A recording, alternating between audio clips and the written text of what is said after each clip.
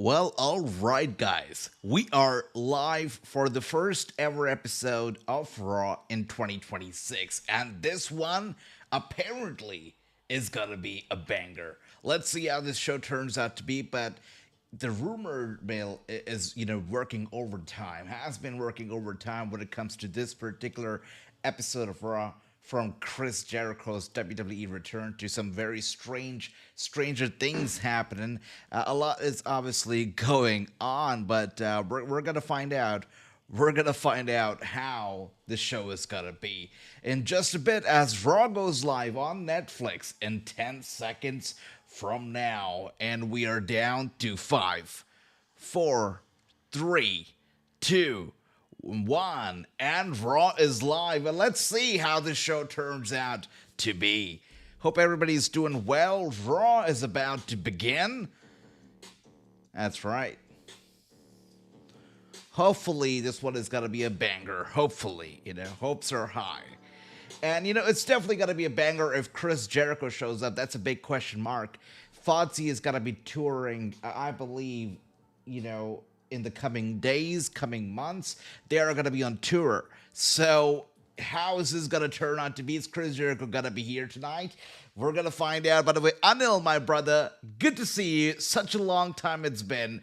Great seeing you, my man. Hope you're doing well. And wow, a lot has happened in the past few months, from John Cena's retirement to a lot of other stuff. And let's see how tonight's Stranger Things Raw is gonna be. I haven't watched wrestling in such a long time. I did not even know that they had a new opening thing over here. An opening video. I did not know that. That's totally new. Nice.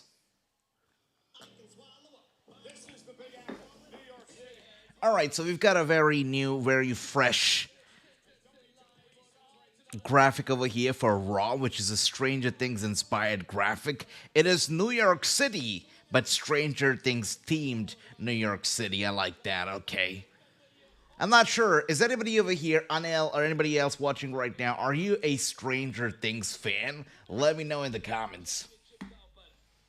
Okay, let's see, so... if there was one night for Finn Balor to bring back his demon, tonight's the night for it. Really, he should bring back the demon Finn Balor. It would be the best night to do it. Okay, we are starting out with Stranger Things music. I'm not sure what's going on here. Surfer by Pizza. Pretty sure that's a Stranger Things inspired truck. Oh, we got Corey Graves. Okay. And Michael Cole.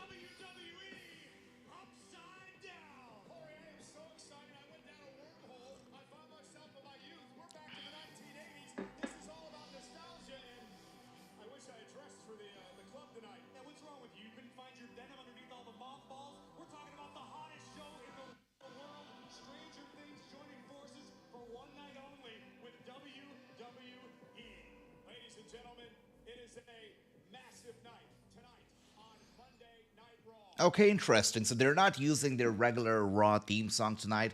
Instead, they're using a Stranger Things theme song. So that's interesting. I'm pretty sure this is like a big night for all the Stranger Things fans out there. I'm not a very big one. I mean, I've watched a few episodes. I'm not a Stranger Things guy. Let's just say that. I tried. I'm not a Stranger Things guy. But let me know if anybody else is a big Stranger Things guy. All right. Let's see.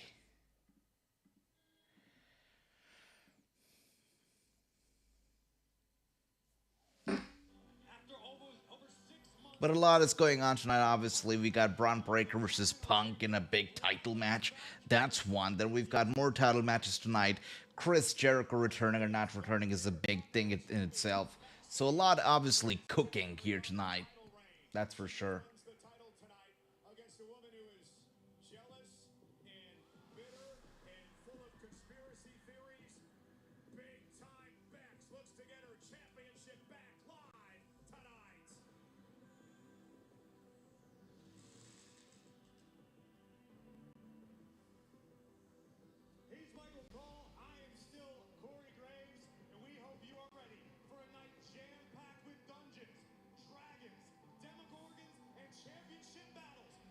I don't know what Corey Graves is talking about. I got no idea. Okay.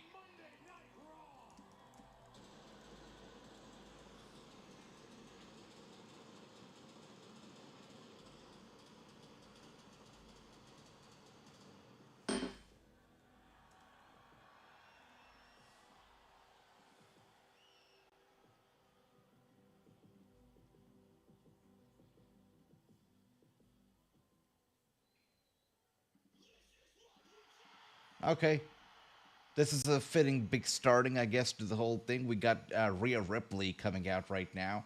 I think it's pretty fitting. The best person to do it. Yeah, that's quite appropriate and expected.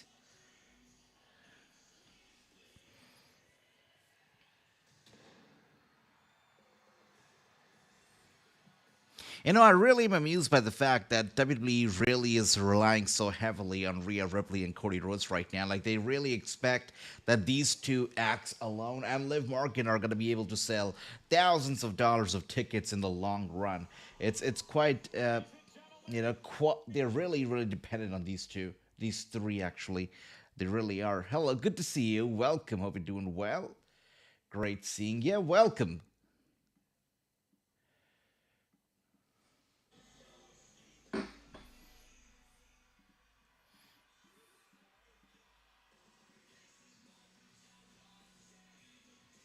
Very nice to see you as well. Welcome.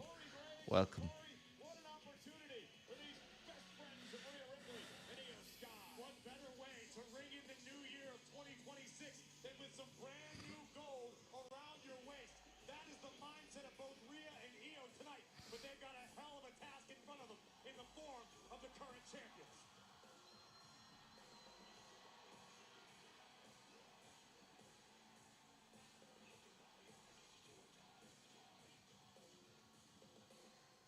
Hey Nigel, great seeing you. Welcome. Hope you're doing well. We are watching. I'm watching after a long time any wrestling apart from John Cena's last match, but watching an episode of Raw after a long time, and it happens to be a Stranger Things episode of Raw. So let's see how that works out. I'm mainly here because it's the first Raw of 2026. That's one reason to watch, and also Chris Jericho apparently returning. That's what the rumor mill suggests. So that's another thing to look forward to. Now, we are almost on the road to WrestleMania, so that's another reason to start watching WWE once again if you have not been watching, just like me. But let's see, we are starting out with some women's action over here. By the way, we got David over here. Welcome, David. Great seeing ya. Hope you're doing well. We got Mr. D saying, welcome. Ready to see Bron take that title. I like that. I like that confidence, by the way.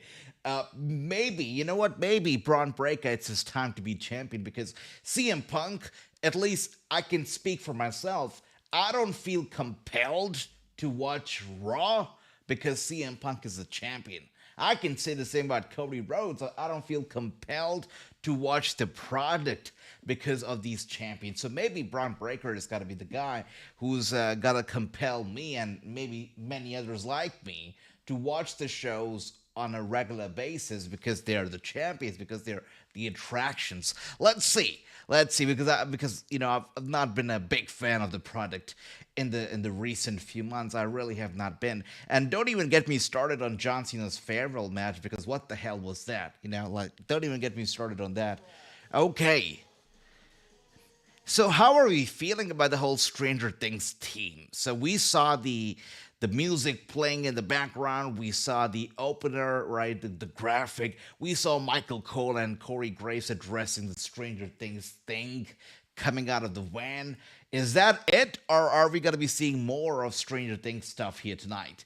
But let me know how are you feeling about this collaborations thus far. By the way, we got Clay. Clay, welcome. Hope you're doing well. I hope you had a great, great, great Christmas too. Welcome, Clay. Welcome. Same recent months were pathetic. I agree. You know what? I did not feel compelled to watch. I did not feel like it was worth our time. it was flat. It was flat. I would rather watch ice hockey. I mean, ice hockey's great, but not a big ice hockey guy, not even a big NFL guy. I would watch those over wrestling the past few months. Hopefully, things are going to turn around for good for the WWE starting tonight.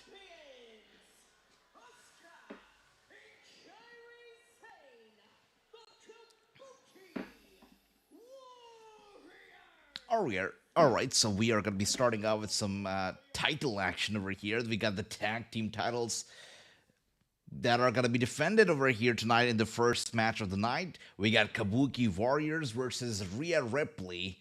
And of course, once again, great seeing everybody. Welcome, welcome, welcome. Great seeing you.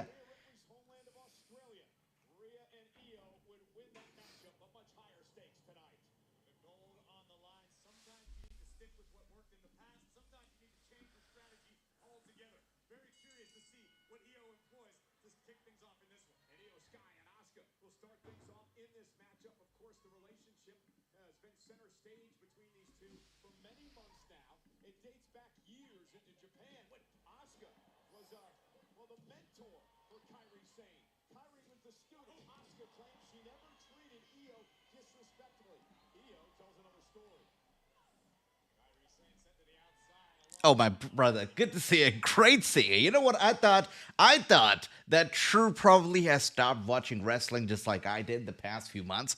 And, perhaps he hasn't even seen my message that I'm going to be live here. Great seeing you, brother True. Welcome.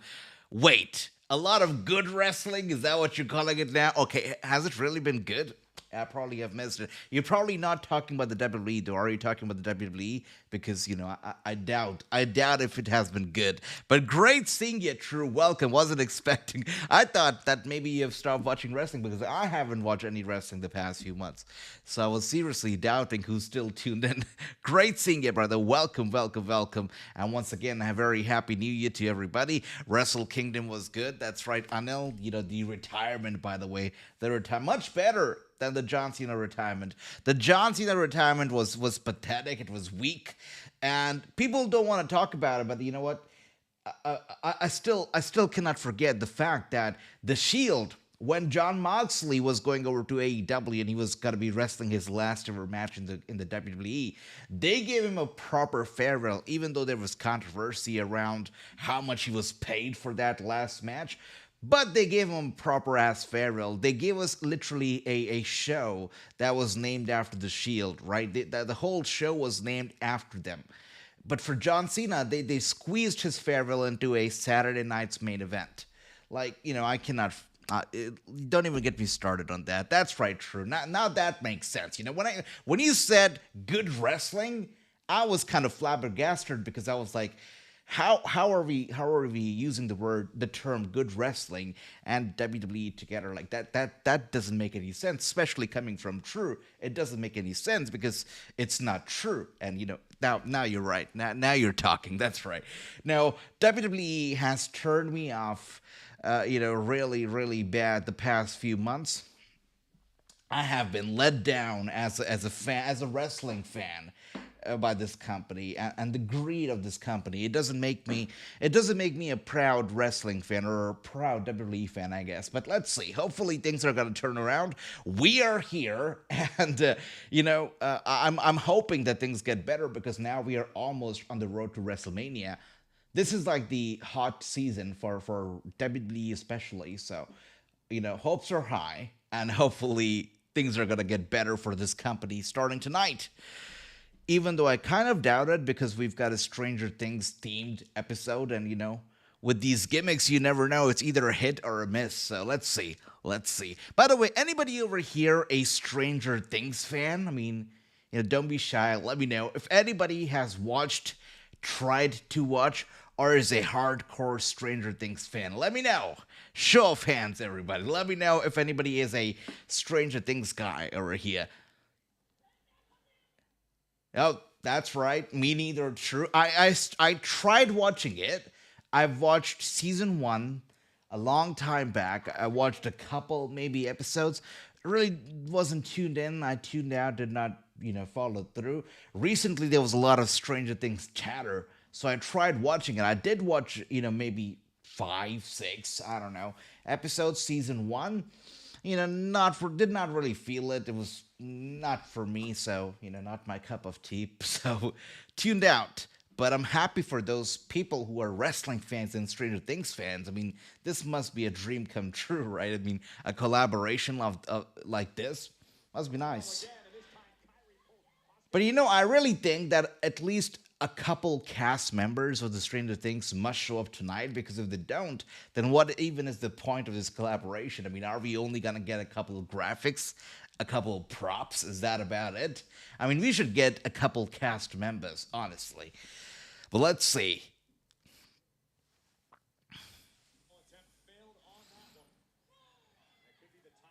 Rhea Ripley getting her butt kicked right now at the hands of Asuka. Asuka getting her back in, and a tag made from Asuka.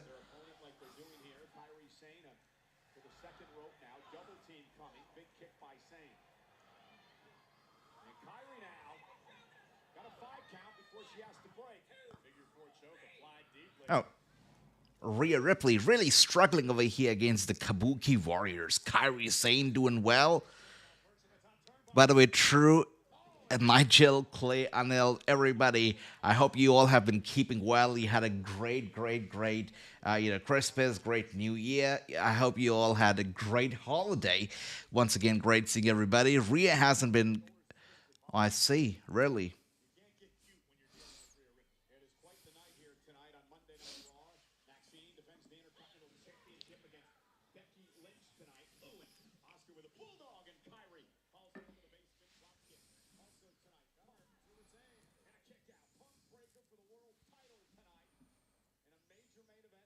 By the way, Ricky over here. Ricky, welcome. Great seeing you. David was just here. Now we got Ricky in the house. Ricky, welcome, brother. Hope you're doing well. This is Hollywood Ricky here. I like that. Okay, Ricky. Tonight is all about gimmicks anyways, right? We got Stranger Things RAW. We got Hollywood Ricky. Good to see you. I missed you too, brother. Missed you too. You know what? Live or not, I'm always thinking of you guys and always in touch. Much love to all of you. One more time, we got...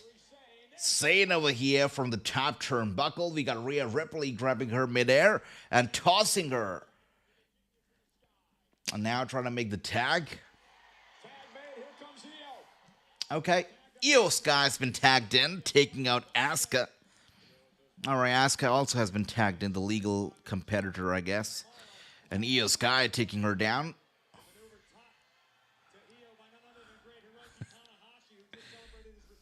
I like that. You know what I was thinking? Maybe I should bring back my sunglasses. Maybe one day in the future I will bring them back. I will. I know James has... You know what?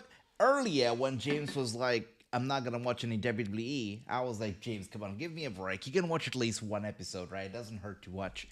And now I totally feel James. Like I totally get James. Like he wasn't wrong. Maybe he was more far-sighted than any of us. Yeah, I mean, I totally get it. I totally get James. But the one thing that I really... I kind of feel bad about Tony Khan, and I feel bad about AEW a little bit, because basically WWE and TNA at the moment is a monopoly in America when it comes to wrestling. It's like, it's one company basically now, and they have totally done their best to sideline AEW. It's either TNA or it's either WWE or NXT that goes head to head against their biggest shows, and they've basically taken over the internet of wrestling. They've taken over the American market. I really, I feel for AEW because it's a monopoly right now between two companies. It really is. Should I call it a duopoly? I don't know. I don't want to call it a duopoly because I don't think it's two companies. I think it's one. Really, essentially, but because TNA at the end of the day will do everything that WWE tells them to do, right? So, but let's see. Hopefully AEW does better.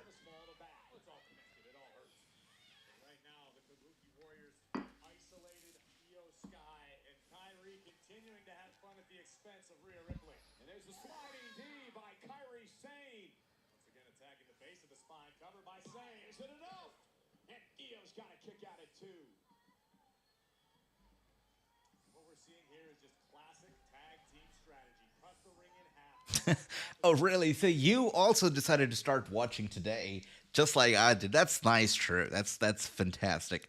So the True says I haven't watched any WWE until today. Maybe some highlights. Tony Khan is doing just fine. AEW won all of the awards this year. More power to Tony Khan and AEW. I just want them to have more eyes on the product than they do at the moment, and expand their market beyond the current territory that they've captured.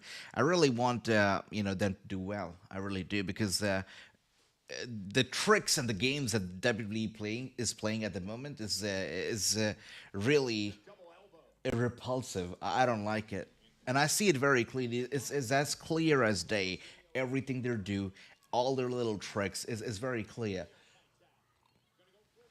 By the way, WWE Unreal, this documentary series of theirs, where they lift the curtain, and, or should I say, open the curtain, and give you a look at everything that happens behind the scenes. Season 2 is coming out January 20th. And this is another thing that is so wrong with this company right now. And I know that, people love it. A lot of wrestling fans love it. I don't. I know Paul Heyman, who's also in Unreal Season 2, who is in it, also said that, he's not a fan of it, which is funny to me because, okay, like, if you're not a fan of it, why are you in it? But, okay, so Paul Heyman also has said he's not a fan of it. A lot of old school wrestlers have said it as well. I'll say it too. I'm not a fan of Unreal. I'm probably not gonna watch season 2, but let's see. I'll probably watch some clips here and there. That's like, you can't help it, right? When you're social media, you're scrolling, clips always pop up. So that's that. Hollywood Ricky's. I see that, David. I see that. Yep.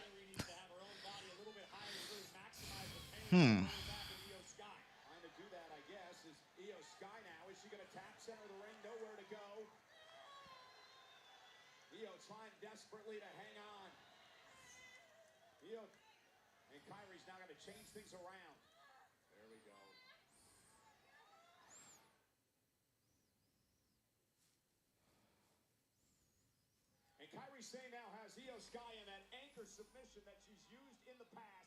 Kyrie Sane trying to get Io Sky. Wait a minute. Io, great counter. Nice. Sweet counter right there.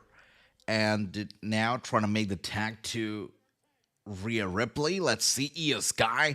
The match is boring so far. I was going to ask this question. Is this really the right match to kick off the first ever Raw of 2026, to kick off the season premiere, the anniversary of the season premiere of Raw on Netflix?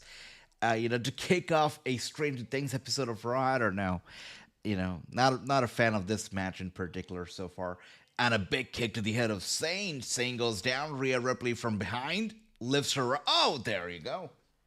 Ripley now full head of steam with a drop kick.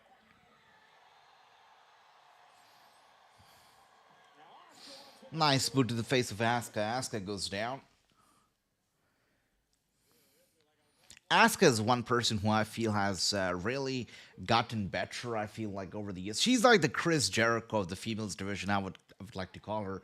Keeps transforming herself, finds some way to keep herself relevant and going, and, just, she's great. I feel like Asuka right now is not any worse than she was back in 2019, 2020. She's good. Wrestles well, looks good, transformed herself, obviously, a lot, so I like Asuka. And go for the cover. A near fall over here.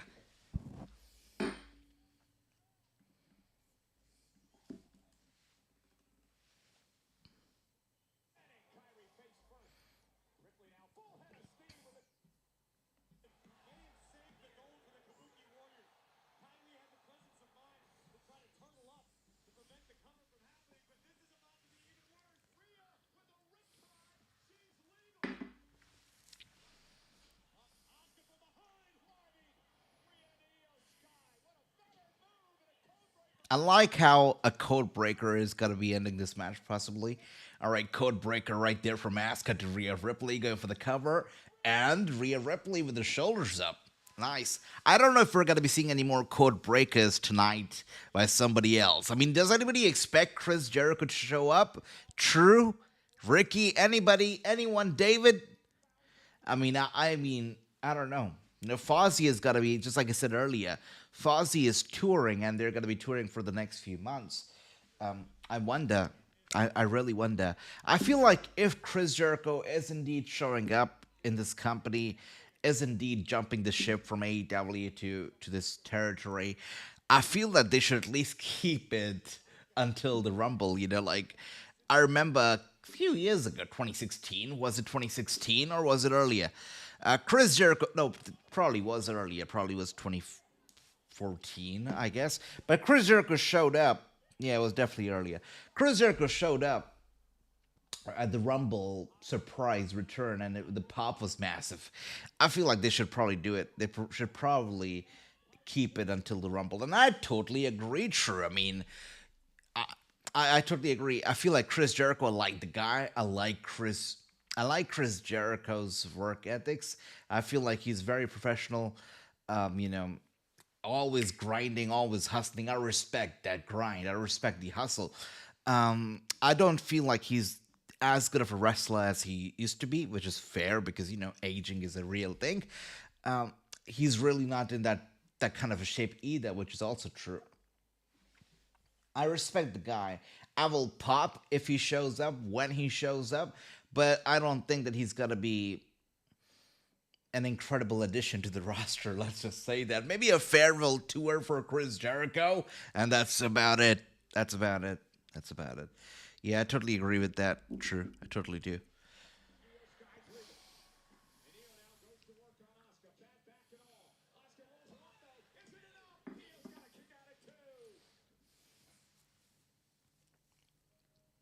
This is probably not a very famous opinion at all, a very popular opinion. But some of my favorite work from Chris Jericho was probably in the 2010s.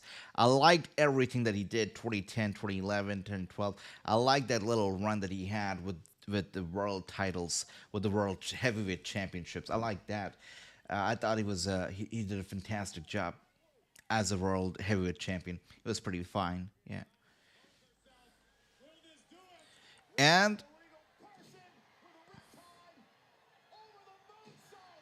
nice moonsault over here from Sky to Asuka. Now Sky with a dive to the outside, taking out Kairi Sane. Rhea Ripley going for the cover.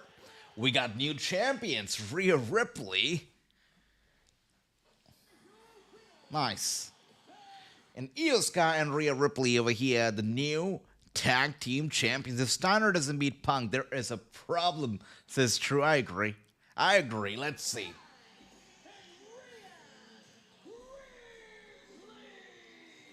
What a way to kick off Monday Night Raw tonight. Rhea Ripley and Io Sky win the tag team gold.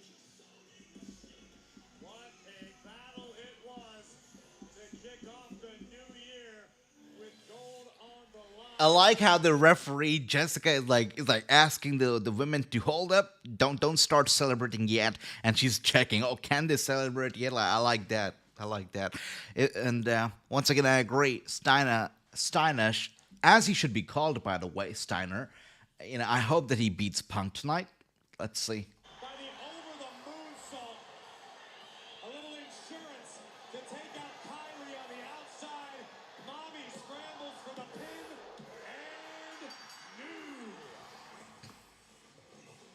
new. There you go. Nice. So they were waiting for the perfect camera angle, the pyros, for them to start celebrating. I like that. Okay. Man, this company feels so freaking choreographed. It is so cringe. Like, I don't know if you guys saw it. Jessica was really asking them to hold up. Like, don't raise your titles just yet. Hi, can they raise their titles? Like, she really did that, right? Before we went to the recap, and then they waited for the recap to end. Oh, man.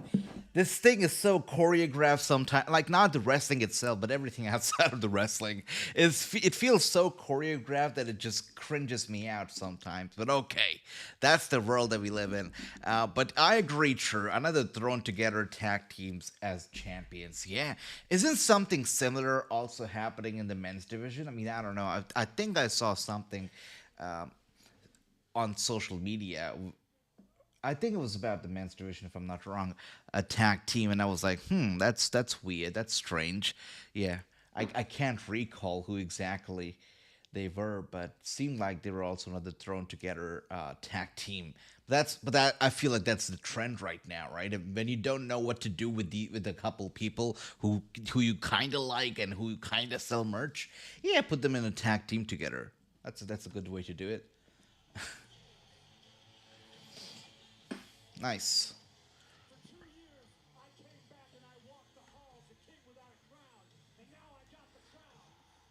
And with the crown, I can't recall the name of the song that's playing in the background of this video, but something tells me that this is a song that was also in the soundtrack for SmackDown vs. Raw 2008, if I'm not wrong.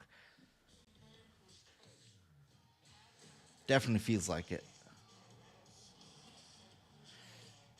I'm upset how easy it was to Yeah, it definitely feels like it. Let's see.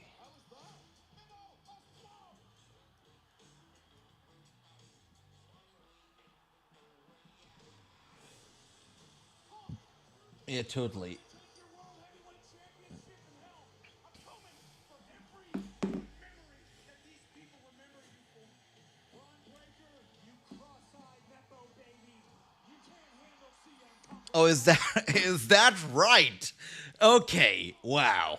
Thanks for letting me know, True. Now I'm surprised. Really? Okay. Nice. That tells you a lot about about the state of the tag team division. They went back to the Usos, huh? I like that. Sorry, I shouldn't laugh. The Usos are great. They're the greatest tag team in the current era for sure. But wow, that's nice. That's nice. Okay, so what tag teams do we currently have, anyways? We got Hank and Tank from NXT. We got Oh yeah, this was the tag team that I was referring to. AJ Styles and Dragon Lee. Like, I don't know the backstory of this, but when I saw it, I was like, wow. Okay, so maybe there is some backstory that I'm not, I'm not too sure about. But okay, wow.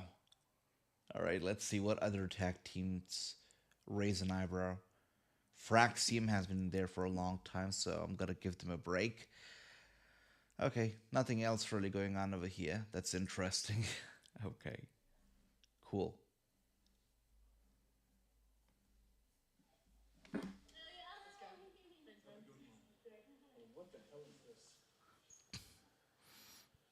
Gunther, listen, before you go out there, it's a big man.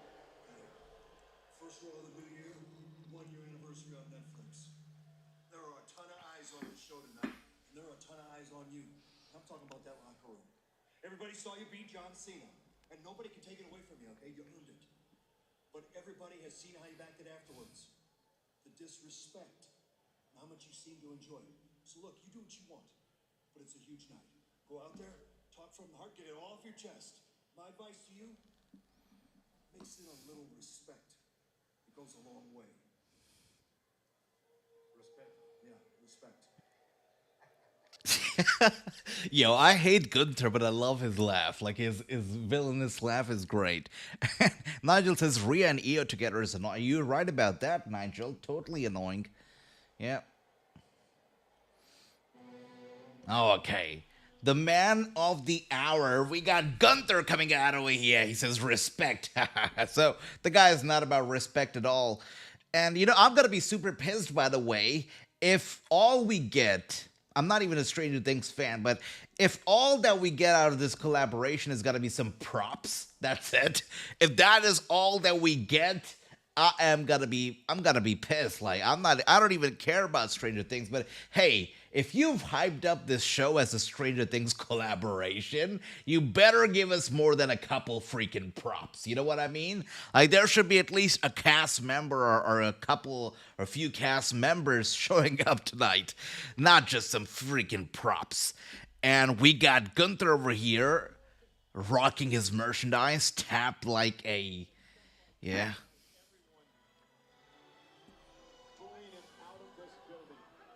Talk about respect.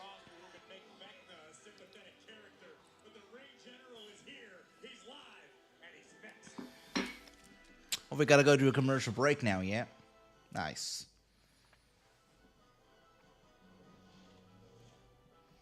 You know what I mean, guys? Like, really, I mean, they've been promoting this show as a Stranger Things show for a good amount of time now. So I'm pretty sure that a lot of people they're excited about this collaboration. And if all that we get at the end of the day is a few props backstage and on the entrance area and a few freaking graphics, then shame on the WWE for doing this at all, you know? This man who defeated the greatest of all time, John Cena. In my opinion, and it should be the prevailing opinion, Gunther can say and do whatever he wants because he's earned it. I agree with you to a point. I don't know why Gunther is being made such a big deal out of. I mean, this is not the only guy who beat John Cena in recent years. Sure, he might be the guy who beat John Cena in his last ever match, but the guy who beat John Cena in his last ever WrestleMania, let's give him some flowers. Let's talk about Austin Theory. The guy who beat John Cena in his last ever WrestleMania. Let's put some respect, you know, in the name of WrestleMania. And let's put some respect on Austin Theory. I mean, Austin Theory will forever in the history books be the guy to beat Cena in Cena's final WrestleMania. It's a big deal. Nobody likes to talk about it, but it's a big deal. I know that Austin Theory, by the way, he came back, right? He's got a new hairstyle. He's got a new look. He's got new attire and everything. And, you know, he wants you to take him seriously, but people don't, right? People still don't like Austin Theory. They find him boring. So that's that. I know, true. I know, yeah. Yeah, he's in the vision now. I know. But, you know, looking at social media comments, it seems like people still don't buy this theory, interestingly. Nigel says, damn right about theory. High five, Nigel. Hell yeah. I like theory, you know, I like theory. I'll take theory over a lot of the other guys that they're promoting right now. I'll take theory any day. By the way, Grayson Waller. I love Grayson Waller too. You know, they keep putting out the Miz, love the Miz, but I feel like they should put out Grayson Waller as well. I mean, he's great. I pair him and the Miz. You know, I think they'll do well together. I think he's much better suited to be a babyface. I agree. I agree. Yeah.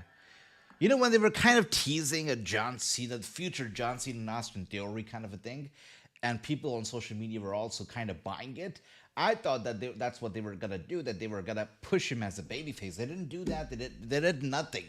They did nothing.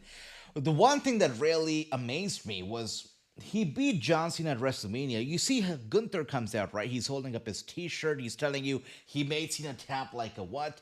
Every single time he shows up, he talks about it. He laughs about it, all this stuff. When Austin Theory beat John Cena at WrestleMania, it felt like, I'm pretty sure you guys have all seen Men in Black, right? Like he takes out his little device and he flashes it in your eye and your memory goes boop. Like you don't remember a thing. And I feel like that's what happened with Austin Theory. Like he beat John Cena and somebody from Men in Black came out and did that thing with the device and Austin Theory forgot about it and everybody else forgot about it. I heard Austin Theory not talk about it. I mean, I never did he talk about it. Never did he bring it up.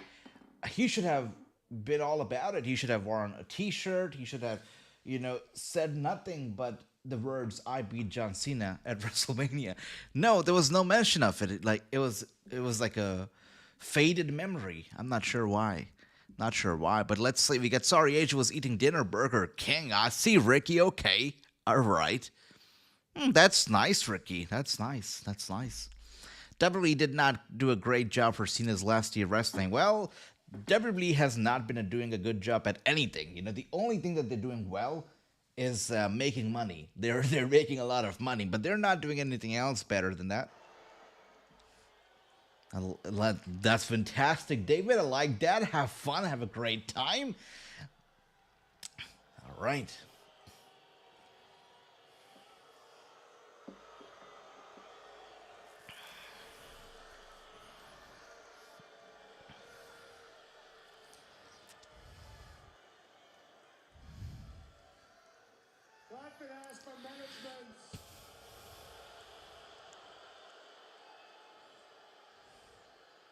By the way, did you guys know that Gunther is married to an Indian lady, like Punjabi? Yeah.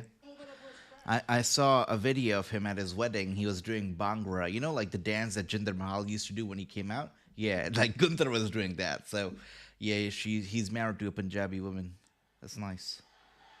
Also a former professional wrestler, by the way. Yeah, yeah.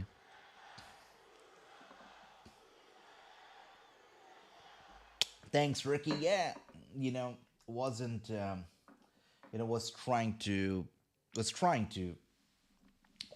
get regular at the gym and stuff. So yeah, thank you. Thanks for noticing that, Ricky. Respect for the man that made John Cena tap out like a little. Is he gonna say it? No. All right. So the guy who made John Cena tap out like a little bitch is gonna be facing the guy who beat up John Cena, right? This is gonna be a classic. Okay. By the way, I like how AJ Styles comes out here like a.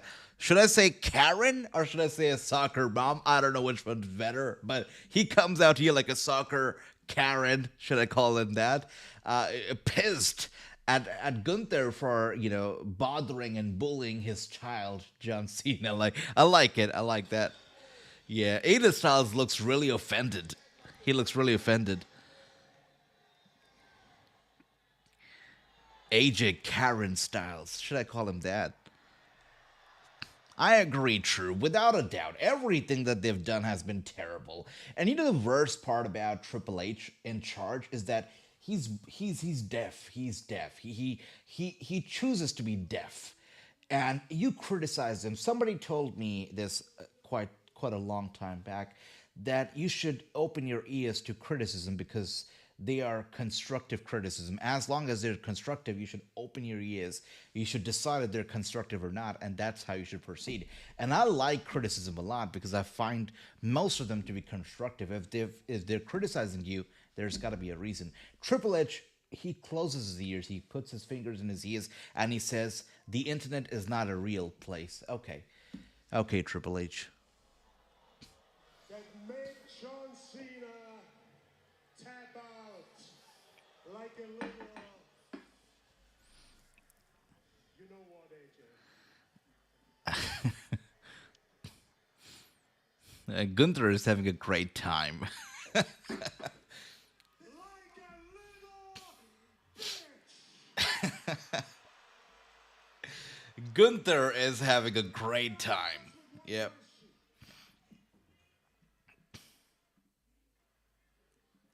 What is little AJ gonna do about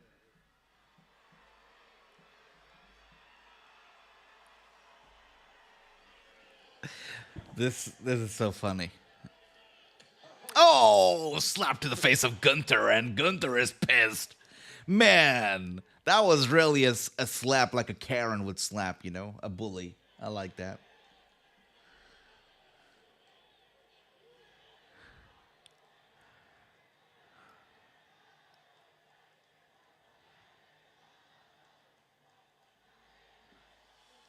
That's what I thought. Nothing.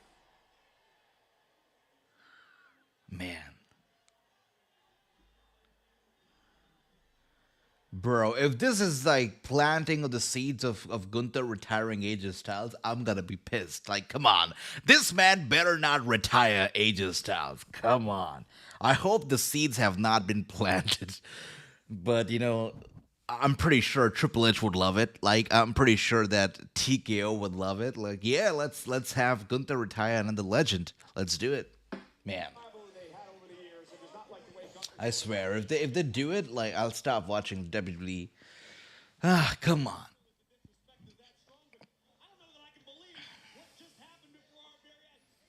Nah, take that back. Hopefully that doesn't happen. Let's see.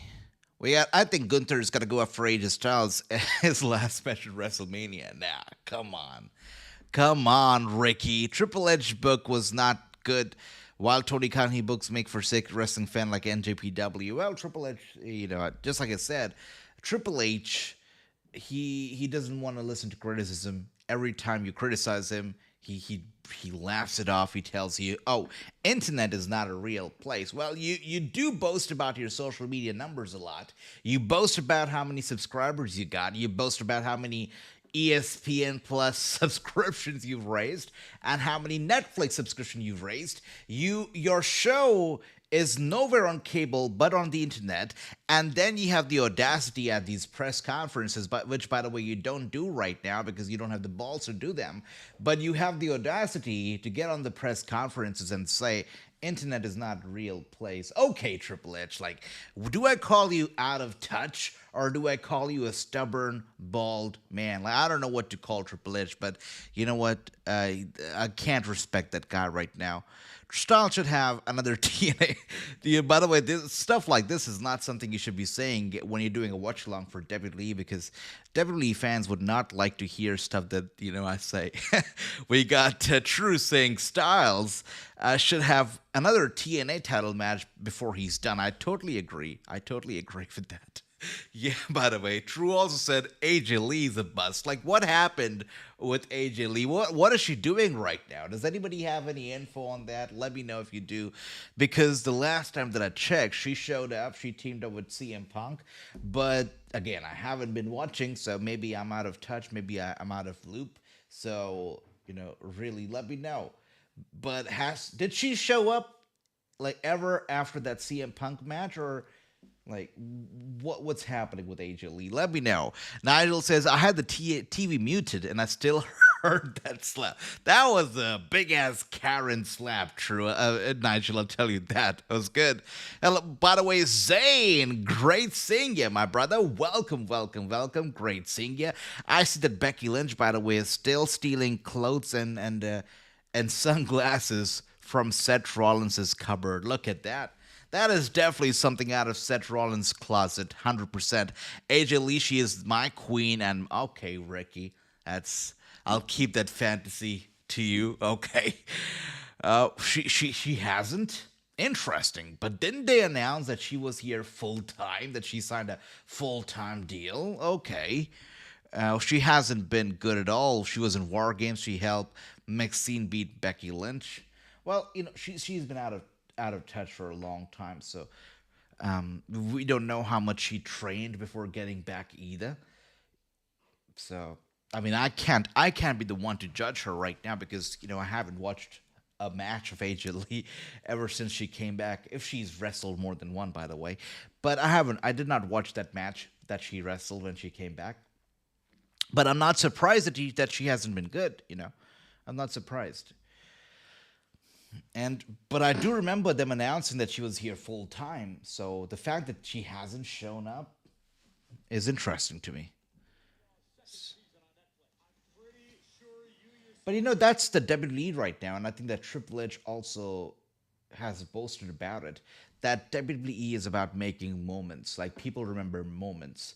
And I feel like they're doing it a bit too much now. Like, a bit too many moments. Like, a lot of one-time only things. A lot of moments. Like, when you start giving us a lot of moments, people just get lost in the moment and they don't get nothing in the long run. Like, when you're giving us back in the day when somebody would come back, like, they would be back.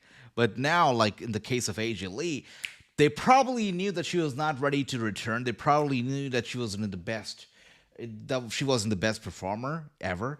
But they still brought her back because it was about creating a moment, right? And that's what they want. They want the social media numbers. They want the most viral clip. That's what they want. Even if, it results in the quality of the matches going down. They want that moment. And that's what they are doing. There you go. Strange Things fan cam.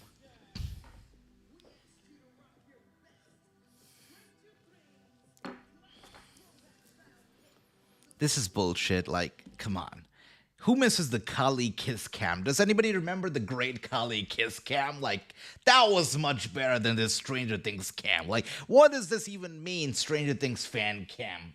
How does this have anything to do with Stranger Things? Come on.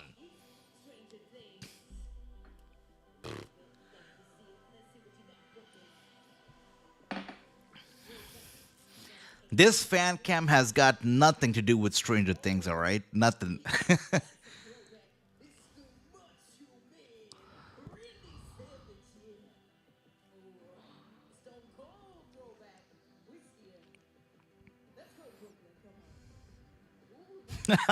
I know, Nigel. That's what they should be doing, but they don't. I don't know. I mean, Kali's kiss cam was a classic. I don't know who else would be able to pull it off as well. I wonder. AJ, who wanted to see Royal Rumble this year? Well, I always am excited about the Rumble, but let's see. Let's see. Becky refuses to gain weight. I see that, brother. I do see that. People actually like this crap. Brother, I mean, true, tell me about it. If I was, okay, let's see. I'm not a Stranger Things guy. I'm a Cobra Kai guy. I'm a big Cobra Kai fan. I like that series. Too bad that it's over, but, I liked it when it was running. If they were doing a Cobra Kai collaboration, and they were doing a Cobra Kai special of Raw, I would be pissed if Johnny Lawrence did not show up. I'd be pissed if nobody from Cobra Kai showed up. I'd be pissed. If all that they gave us were some freaky graphics, I would be pissed. So as I can only imagine that Stranger Things fans, they must be pissed as well, because no cast member has shown up. We haven't even received a freaking video message by any of the cast members for WWE fans. None of that stuff. All that we've really received are some graphics and some props. Hey, I can put up some graphics right now on this screen and make my YouTube live stream a Stranger Things special live stream, but it doesn't take a lot of effort to do that. So to hype the show up for weeks and weeks as Stranger Things special and give us graphics, like, you're really, questioning the intellect of wrestling fans and the patience of wrestling fans, I feel. True, I get it. I don't get it, True. Wow. Next week it's official.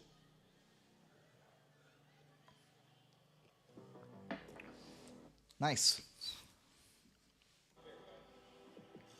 Well, it really isn't just her saying it. Becky Lynch, called by a number of publications as the greatest. Okay, weird. Did you see how it said chapter 3? It's not just her saying it.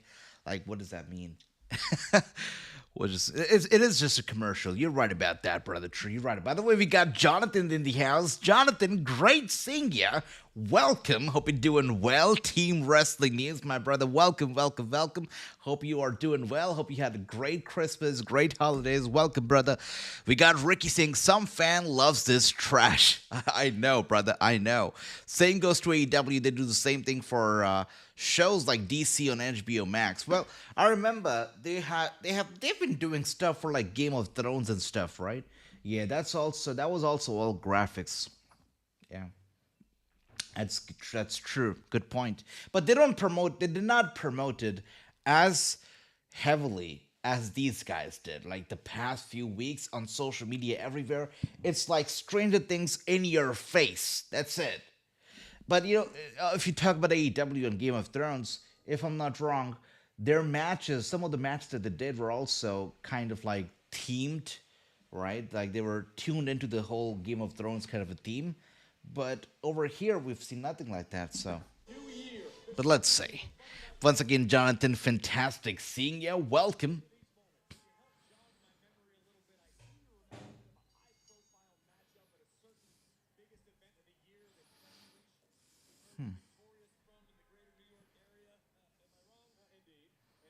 So we've been watching this show for about an hour now, 1 hour. And in the 1 hour, we've seen...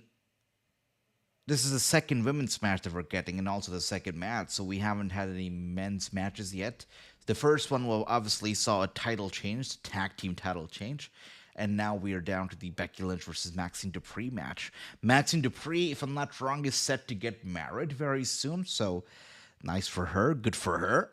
And she has been, she's getting married apparently to an NXT star who she has been teaming up with at live events as well recently, which is nice. But Maxxine looking good over here. We got True saying hopefully Bayley leaves. Yeah, I mean, there's no point in Bayley being here apart from, I guess, money. And True, you also wrote a question earlier that you don't understand why Chris Jericho would like to come here. And I guess it all comes down to the one thing, that is money. I mean, the guy knows what's best for business. He's a smart guy. I respect his work ethics. He's a smart man. So if he does show up here, it's got to be for his own good. It's got to be for the money, and that is what it's all about. At the end of the day, when he did go to AEW, he discussed it with Vince first, and Vince was like, because he wanted a salary hike, and Vince wasn't ready to do it. He was ready to renew the contract. He wasn't ready to up his salary, so he told Vince that this other company that is coming up, they're ready to pay me this much amount. So Vince said, "Well, go do it then. Go sign with them." And he said, "Okay." So he went. He signed with AEW, and then after signing with them, he told Vince, "Okay, I signed with them." So he was like, "You signed with them? Okay, like how much are they paying you?" So he told him, they're paying me this much." Vince said, "Well, can you get out of the contract?" He's like, "No, of course I can't do it." And then Vince was asking him more information about AEW, who they're signing, how much money they're paying. And Chris was like, "I'm not gonna be an insider for you," which I'm pretty sure he was a little bit, but yeah, I mean, Chris, he does everything for himself. He does everything for business.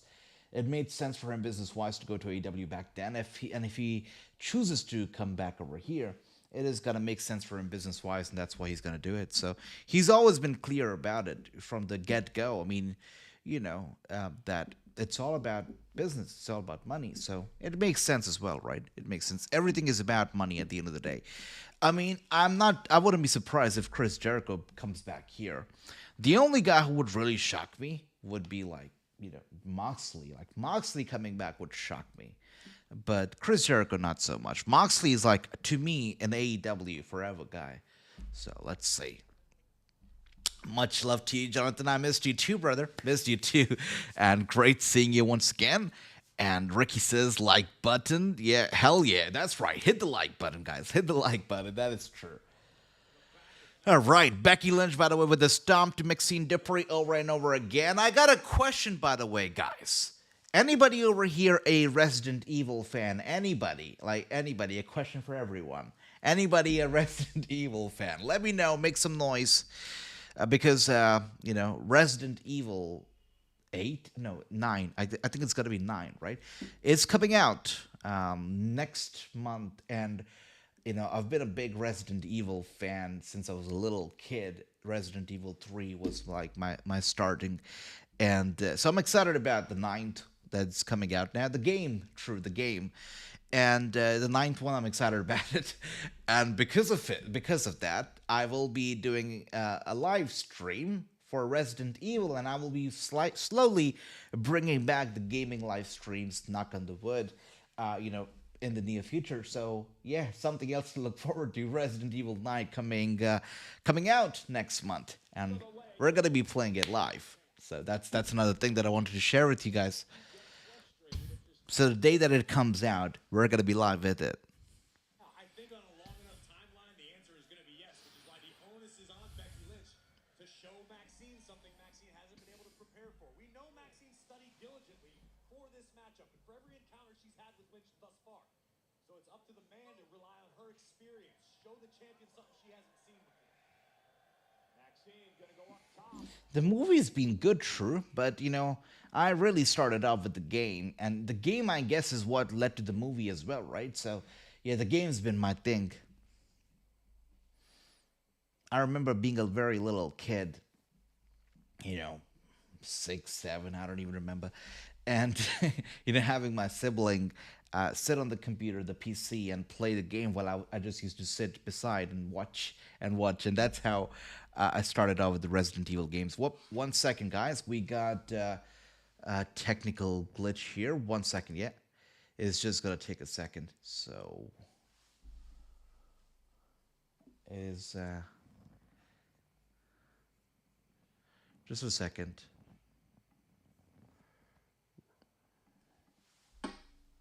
We're gonna have to switch to the second camera right now because the first one just tabbed out like a little bitch. So we're gonna switch to camera 2. Just 1 second, and we are here.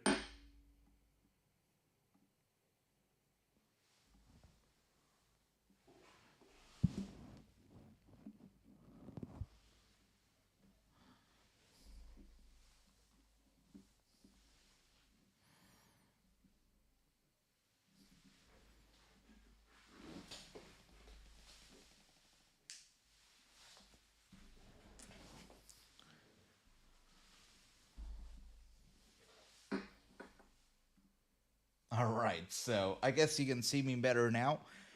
Probably a little weird. I probably look like a giant from this angle because the camera is low. But yeah, we can hear. I know, Jonathan. But no, actually, whenever it's the summertime, I've got the AC like at max and like the AC is boosting, and we got the room very, very cold. Right now it's the winter, so no AC, which is why the camera heats up after like an hour. So it needs like a little bit to cool down. So that's why until that camera cools down, we're here with this little camera. So I probably look like a giant from this angle, but that's okay, right? Let's see. We got Jonathan, my brother. Much love to you. We back. That's right. That's right. Becky isn't winning, but Maxxine doesn't need to be IC champion. What's with Maxxine, by the way? I mean, I see a lot on social media that people are loving themselves some Maxxine. I see a lot of Maxxine encouragement. I see Maxxine talking about the grind, and also I hear people talking about what a fantastic performer that she's turned into. Do we agree with that opinion or do we not? Let me know. Let me know, guys. And Anil says giant AJ. That's right. The WWE right now lacks giants, so I guess I have to take up that role. Maxine did nothing, did a nothing drop. She did a nothing drop. I see. Yeah, I probably should start paying some attention to this match, right? Haven't been watching a lot.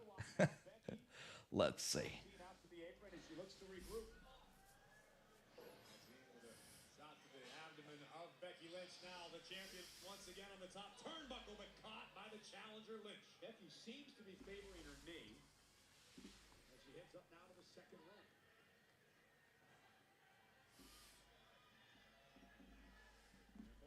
Both of these women hammering away. Becky now, superplex.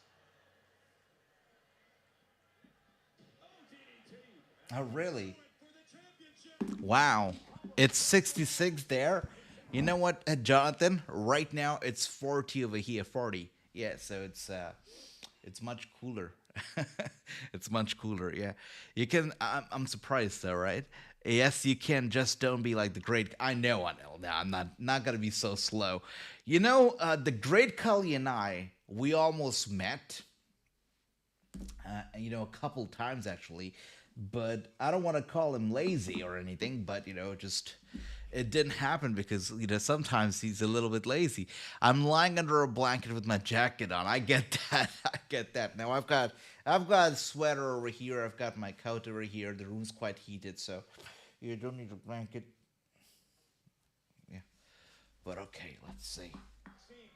Becky quickly to the cover. Is it enough, Corey, to win the championship and a kick out? If nothing else, we are seeing an overabundance of guts tonight from the champion Maxxine Dupri. She is taking every shot that the man dishes out and continues to come back for more. Now Becky Lynch looking for an ankle lock of her own on Maxxine Dupri. Maxxine now suffering. The champion in trouble. Able to send Becky into the... I know, Nigel. I just finished my cup of hot tea. So I'm good. I'm all warm right now, but we'll get some cocoa later. I'm cutting on the sugar these days, which is a shame because especially in the winter season, you want to have more sugary drinks and sugary stuff, hot stuff. It keeps you hot.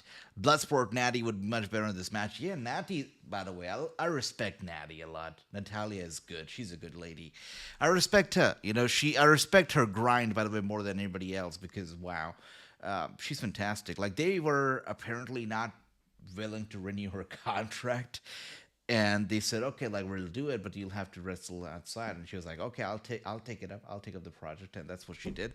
And she's done well with it. And she's into it. She's grooved into it. So I respect Natalia. She's nice. Maria, she's right. You have sexy eyes, says Ricky. Thanks, Ricky. Thank you for that. Thank you.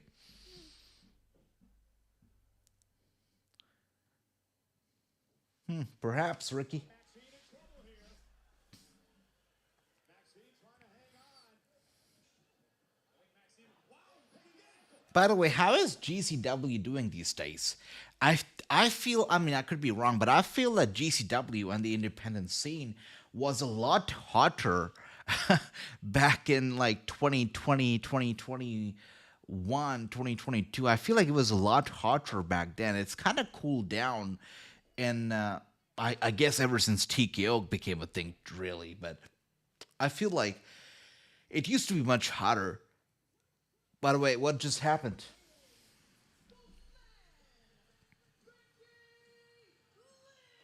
Oh, Becky Lynch just became champion? Okay.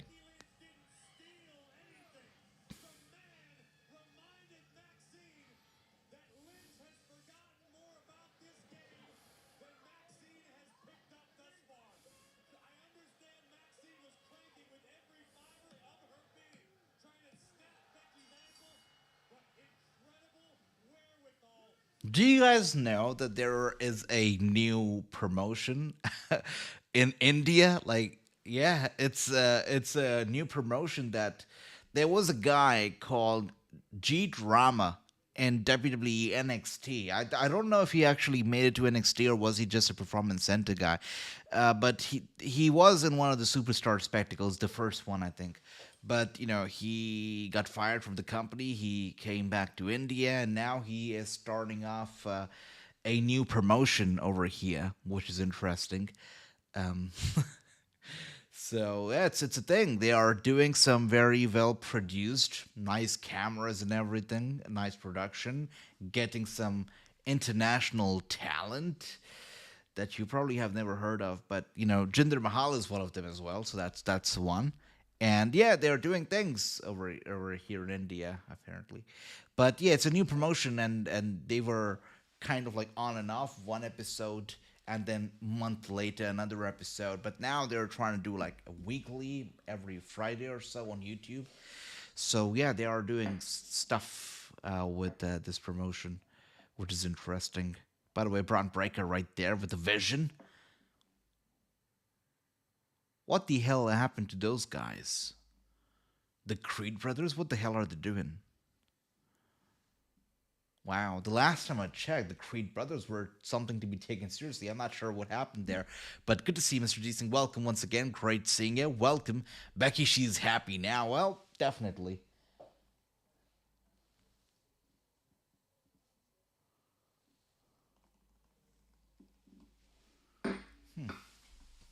All right, ladies and gentlemen, 2026 promises to be one of the most exciting years ever on Monday Night Raw. Now, I don't know if you paid attention over the last couple of weeks. There's been some new faces on SmackDown, and there's been some new faces on Raw. But none of them are more exciting than this young man. Oh, so it's not Chris Jericho. He said young, so. Oh wow. Yo, really? We got Jamon Evans right here. Nice. I like that now. I like that. Good for him.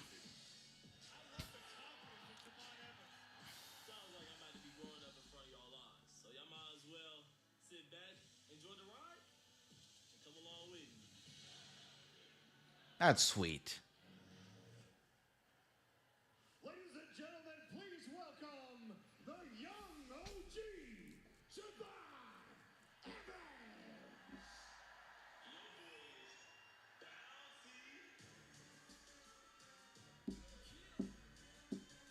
I like that.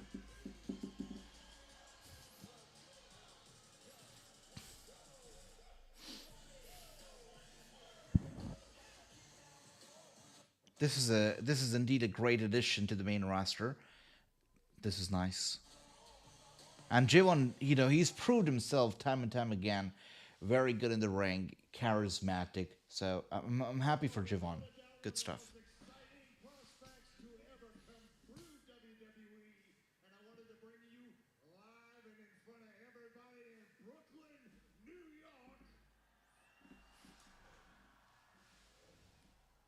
to offer this team the opportunity to join the flagship, the premier show in WWE, sign this contract, and become the next member of the Monday Night Raw roster.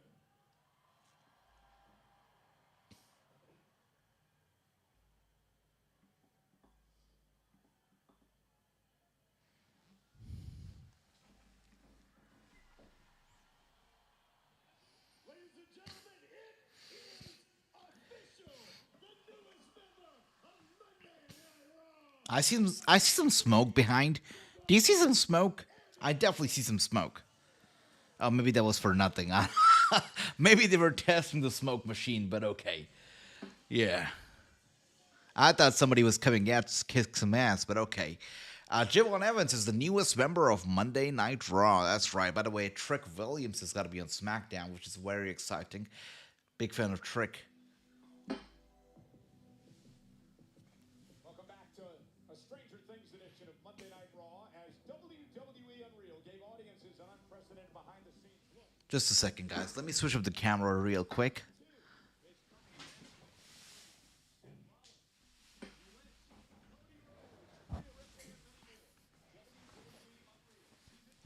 Premieres on January 20th. That's 2 weeks from tomorrow. Only on Netflix. Here's a sneak peek. All right, and we're back over here. Good stuff.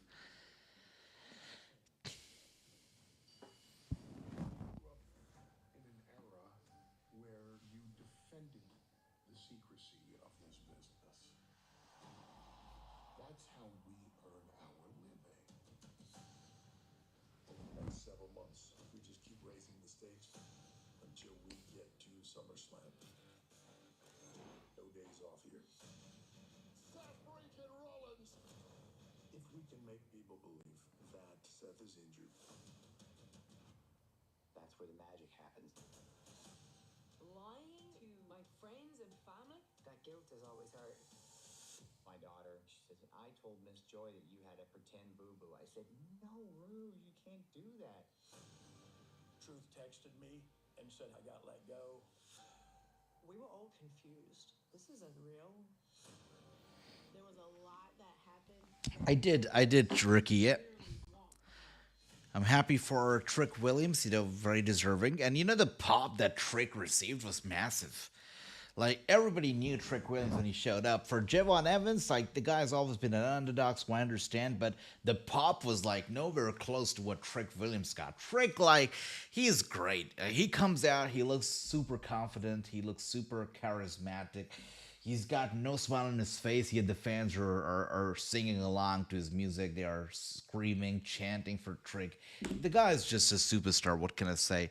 The fur coat and everything. By the way, I see a spot on my sweater, and like my OCD is triggered because I can't figure out like where it came from, and I can't like ignore it either. So it's been pissing me off for like a good 10 minutes now. So if you guys see it, like just try to ignore it. But yeah, okay. Damn. It was a beautiful thing. It's a great thing to see.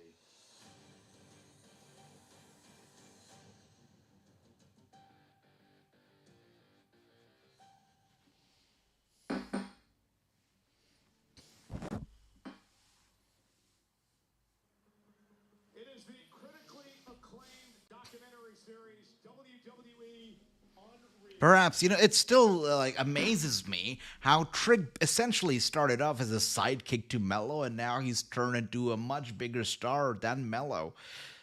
Knock on the wood, because Mello got ruined on the main roster. So we're hoping that the main roster doesn't do the same to Trick Williams, but we shall see. But right now, we are here with the greatest tag team in recent history, modern history, the Usos. Yes. That's right. That's right, Anil. It is yeet time indeed. That's right, Ricky. I hope you're eating with me. That's right. There you go.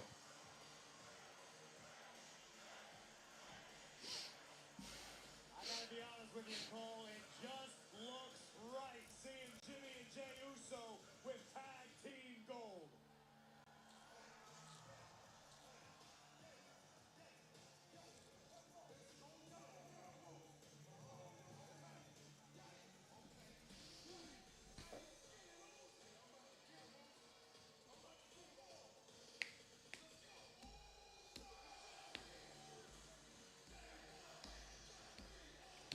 By the way, I like how Jimmy, like poor guy, right, couldn't really succeed in the solo run, so he's back over here doing his thing with Jay. And Jay, obviously he's fantastic. But I think the music doesn't suit him now because, the music says it's just me, Us, where, actually it's two of them now. Wait, Jimmy's asking for the music to be cut? What's happening here?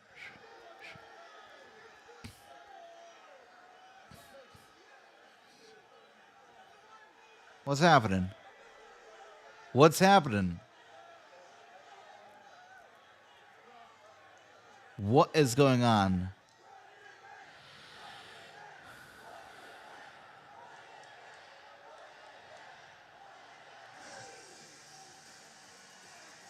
Okay.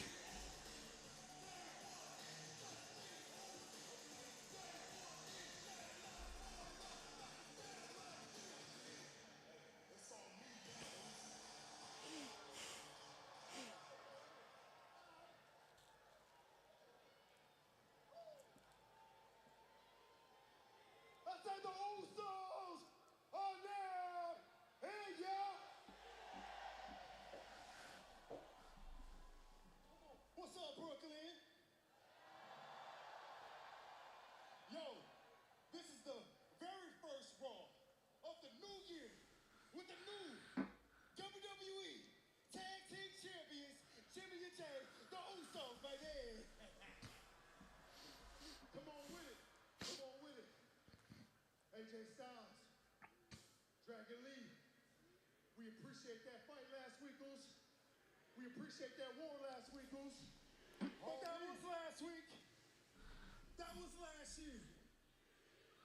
That was last week. That was last year. Hey, but this year, this year is the year of the Usos. Yeah, 2026. This is the warning shot to every tag team in the game. Bow! Run up and get Dunno Boots and find out. Come on. Hey, standing right in front of you. Where that camera at? Zoom up in.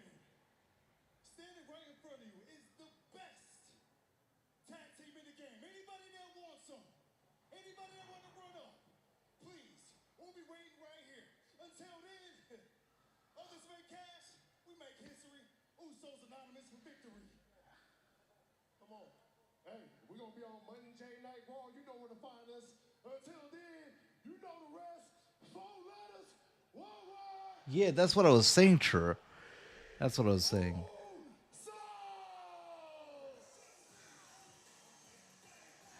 Okay, so they came here for a little sweet promo. Nice, nice. But I agree, it's kind of weird when your music says it's just me, Us, and then now you got two of them, right? So it doesn't really make sense. But I guess they chose not to, go back to the tag team music because the team wouldn't be cool, right? Because the music is what makes them cool right now, right? So, yeah. They're sticking to Jay's team. That's right, that's right. Chapter 4.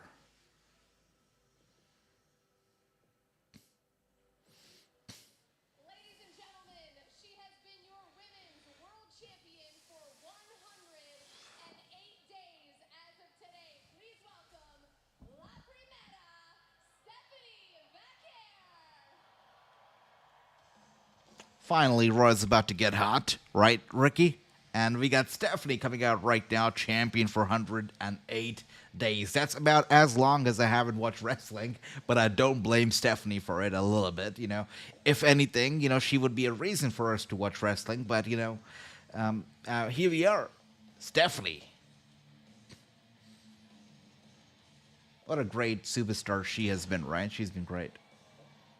And what a treat to the eyes. Stephanie Vaquer, the champion, fantastic wrestler, fantastic personality, charismatic. She checks all the boxes. Earlier on, but you can see it clearly now. Stephanie McCare in a walking boot on her left leg. That is because she suffered an ankle injury in last week's title. That's got to be a sprain, nothing more than that. I mean, it doesn't look as bad. I have worn that boot as well. It's just a sprain. Takes like a couple weeks to heal up. There's no way that she's gonna have to relinquish the title because of that. That's a little sprain. That boot is like, come on, like they put that boot on you when you can walk. Like really, they wouldn't do that if like it was a severe injury. They wouldn't even let you walk. So that's a sprain at the best. A couple weeks. 3 maximum, 4 maximum, but that's about it. I had to wear it for like 2 weeks, and it's not. There's no way that she'll have to relinquish. So there's no way. She's fine, Ricky. You had in 2025. You successfully defended this championship 3 times, including last week. But I think the question on everyone's mind here in Brooklyn is what now? 2025 was amazing. 4 titles. My debut on Raw, Evolution, Royal Rumble, the list is long. The most important, my biggest dream. I became WWE Women's World Champion. I like how she like speaks English confidently now. It's fantastic. A couple years ago, I emailed her about an Instagram. I messaged her on Instagram, but actually about an interview, and she said like I'd love to do it, but you'll need a translator because I don't speak English. And now, a couple years later, look at her now, world champion, speaking English confidently. Good to see her rise. This lady has worked hard. She's worked hard. Ellas ahora saben quién es la primera. You're right about that, True. It does not stop. It does not stop. 2026 le voy a seguir recordando a todos. El nombre de la campeona es Stephanie Vaquer. Ricky, you gotta translate that, my brother. And this will not Stop me. I know. I I want know. more. I want everyone. Voy a demostrar que soy la mejor luchadora del planeta. Yeah, that boot is not gonna stop you. That boot, they put it on you when you've got nothing really. I mean, like a little sprain. And if you can afford that boot, get that boot. Like I wore it for 2 weeks. I wanted to wear it for longer so I could stay out of school a little bit more, skip a few classes more. But nah, you gotta take it off. It becomes a hassle. And here we are now, Raquel Rodriguez from behind. You know, the one thing that I loved about wearing that boot was whenever I used to get on the subway in New York, people used to get up for me and offer their seat, so that was fantastic. But just kidding, just kidding. They didn't do that actually. They didn't do it. I thought that they would do it, but they didn't do it. They did it like one time, one time. And there we go. I understand wanting to be champion, but this is ridiculous. Rodriguez is trying to end her career. That's a little too much. Ending her career? I don't think so. Stephanie's helpless. Oh my God, oh my God. The Tejada bomb. So Rodriguez is a bad person now? Like she's a heel? Raquel. Not done yet. Oh no. Somebody get out here and help her. Stephanie's defenseless here. I don't know what's missing in Raquel, but like I like Raquel. She's a good wrestler, without a doubt. But I don't know if it's the presentation, the charisma, the outfit. I'm not sure, but something feels to me like it's lacking overall. Something needs to be done because she really has it, but it doesn't come out fully. I don't know.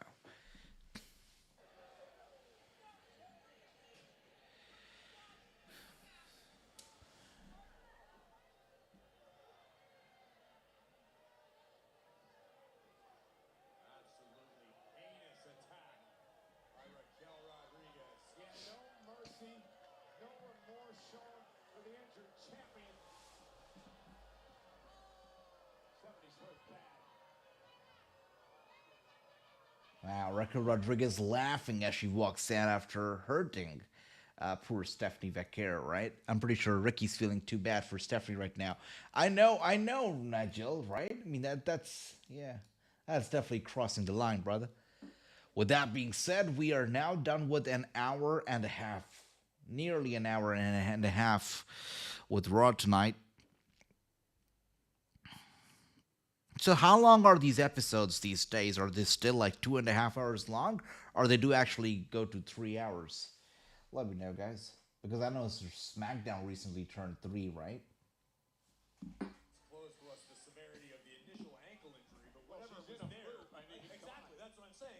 I don't know the medical status, but Raquel certainly made it 10 times worse. And we knew La Primera had no signs of slowing down. She wasn't going to let the injury stop her or slow her down, but who knows what this means now.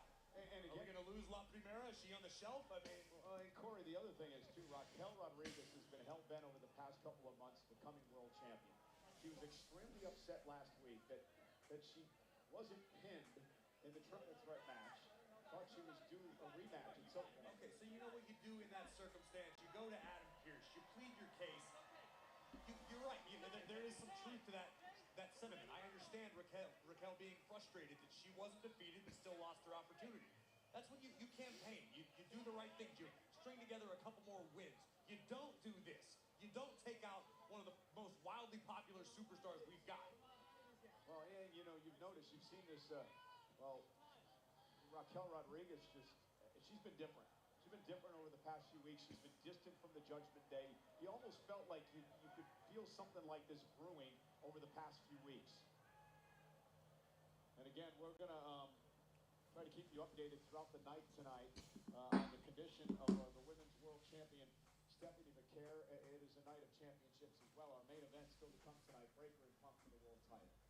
Wait, it's going to be incredible. An athlete unlike any we've ever had in WWE, Braun Breaker, the best in the world, CM Punk. This one is going to be remembered for a long time. Our main event live on Netflix. Okay, something worth watching now, right? The seating chart. It's not etiquette. What is a total shame is the fact that the actual show is not gonna be any better than this trailer for the show, right? I mean, yeah, this is a nice video that they put together to sell WrestleMania. But nothing justifies the absurd price of the tickets when it comes to these shows. Thousands and thousands of dollars for one single ticket. It's crazy. Like if you're going to watch WrestleMania and even going to the cheap seats, they expect you to shell out at least a couple thousand. It's absurd. And you know what? I feel like I'm very glad that I was able to attend WrestleMania floor seat, right, almost ringside, for free, right? Because it's like I think that in today's world that's got to be unheard of. Like, pretty sure that it's hard to get free seats out of TKO right now. So yeah, I'm pretty happy that I was able to get that under the Vince McMahon regime, right? That's an experienced WrestleMania floor seats. That's something. By the way, we got AC Hammer here. Brother, good to see you. Welcome. Watching wrestling after a long time, honestly. So, you know what? I thought let's watch the Stranger Things episode of Raw and let's see how it turns out to be. It's been strange. That's all I'll say. It's been strange.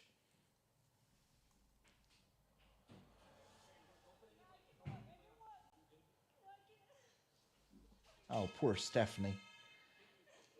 Oh, Raquel Rodriguez, Nigel, have you made the call yet? Because we got Raquel still ambushing and assaulting Stephanie Vaquer, even backstage.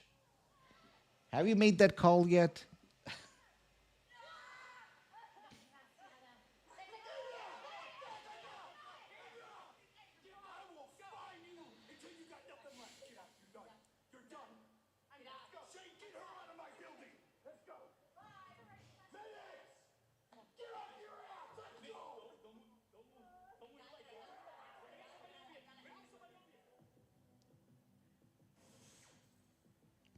I see that. I see. I'm about to go Barclays right now. You should, AC. You should, brother. You definitely should. Raquel Rodriguez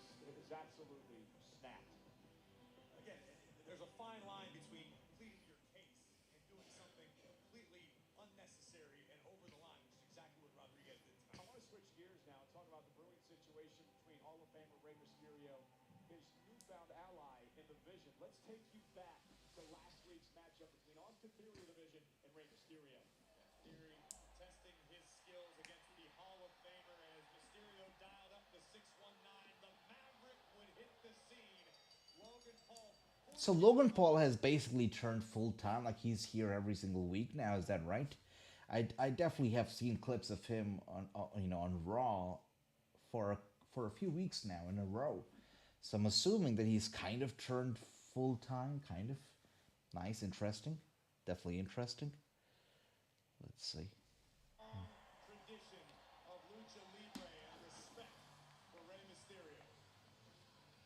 Joe, yo estoy aquí. You've come a long way. And I know, trust me, you will be champion again. Este año va a ser mío. Le prometo a toda mi gente que de nuevo volverá a tener un campeonato. Por lo tanto, I gotta see AJ. Pero, hey, thank you. Gracias siempre por estar aquí conmigo, hermano. Nos vemos. Hey, Reycito. ¿Cómo estamos? Primero, feliz año, Rey. Ray, last week you called me, and I did.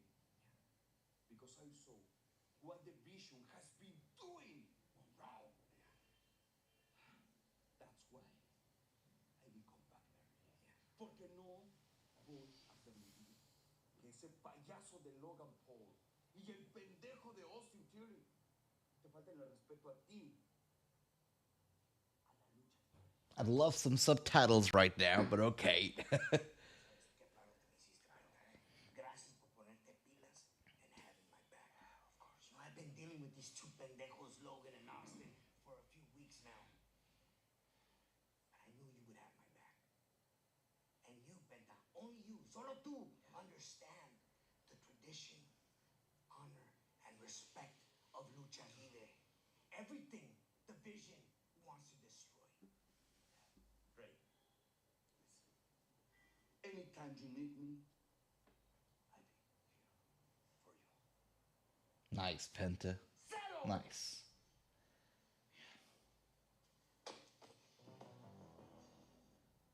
Him doing the Zero Miro backstage was a little awkward, but okay. I'm assuming that's how he greets his friends in real life, right? Every single time he sees them. Yeah, that's awkward to do that in public. But okay, we got Lyra over here. Man, is tonight like a women's special or something? Am I watching Evolution? Because I swear to God, like, this is the third women's match that I'm getting tonight. And nothing against women's matches, but it seems like it really does seem like we have seen. Wait a second, who do we have here? January 23rd.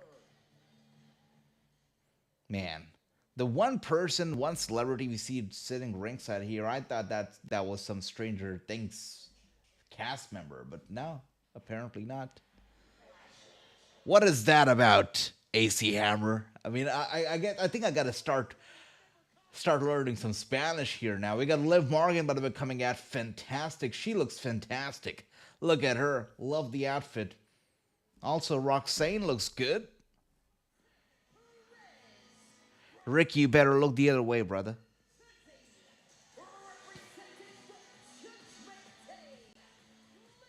Look at Liv Morgan. Dominic does not deserve this goodness. He does not deserve it. He does not. Reference for you. I know, that was like my crush. I know, back when you were in 10 speed again.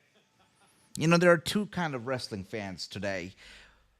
One kind, they love Rhea Ripley. The other kind, they love Liv Morgan. You know, which kind do you belong to? Let me know in the comments. AC Hammer, everybody else. Are you the Rhea Ripley type? Or are you the Liv Morgan type? Let me know. And I'll probably judge you on the basis of that. All right, let's see. We got Ricky over here saying, okay, my girl. So I'm assuming that, for Ricky, it's Liv Morgan. Do you still think Y2J will show up, or he will straight up here? I thought when Adam Pearce came out and he said, this signing is going to be bigger than any of the other signings, I thought he was going to say Chris Jericho, but then he said, this young man. And I was like, nah, that's not Jericho. But I think it's got to be the Rumble, if he does show up, if he is coming back indeed, then I think it's gotta be the Rumble because tonight's show has been an absolute. What do I even say? It's been as flat as the earth. I'm not a flat earther, by the way. I'm just kidding. But it's been flat. It's been a flat show. So no, I don't think that he should be coming out tonight because it's irrelevant. This show is irrelevant. Netflix premiere means nothing.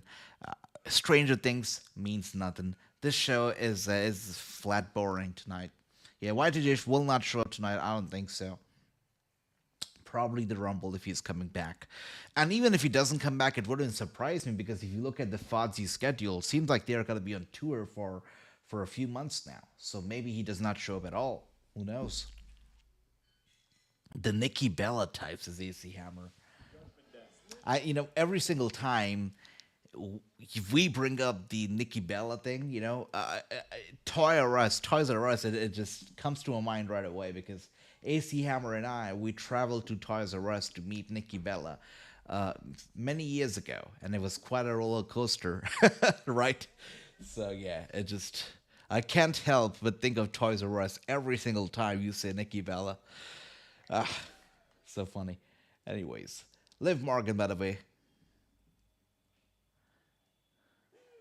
Oh, big ass kick from Liv to Lyra. That was fantastic. That kick was loud. Wow. That was a loud kick. By the way, speaking of kicks, have you seen the ticket prices for the football FIFA World Cup that's taking place in America? Like those ticket prices, I hope it doesn't encourage TKO or anything because those ticket prices are crazy. They are crazy. Yeah. That's right. Bringing up all these whispers, all these hot takes. That's just being due diligence as a reporter. And now Morgan has got Lyra Valkyria stuck in the corner. He's got a 5 count there. Should be disqualified. And now it's Rachel King. It takes a couple seconds for the tendons to tear, the ligaments to pop, or you're. And you know what, Bailey, we haven't talked much about her at ringside. Oh! Bailey, of course, here's the coming out by Morgan. And a kick out by Lyra. Bailey seems to be struggling within herself a bit lately.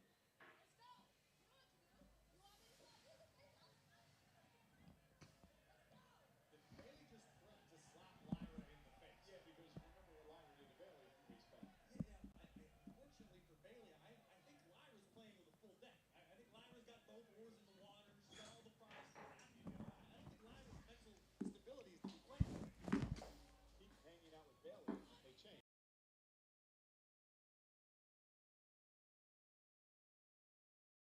Hey, Chris, welcome. Hope you're doing well. A very happy new year to you as well. I hope you had a great time, great holidays, great Christmas. Great seeing you, Chris. Welcome, welcome, welcome. Much love. And here we are, by the way, Liv Morgan still dominating.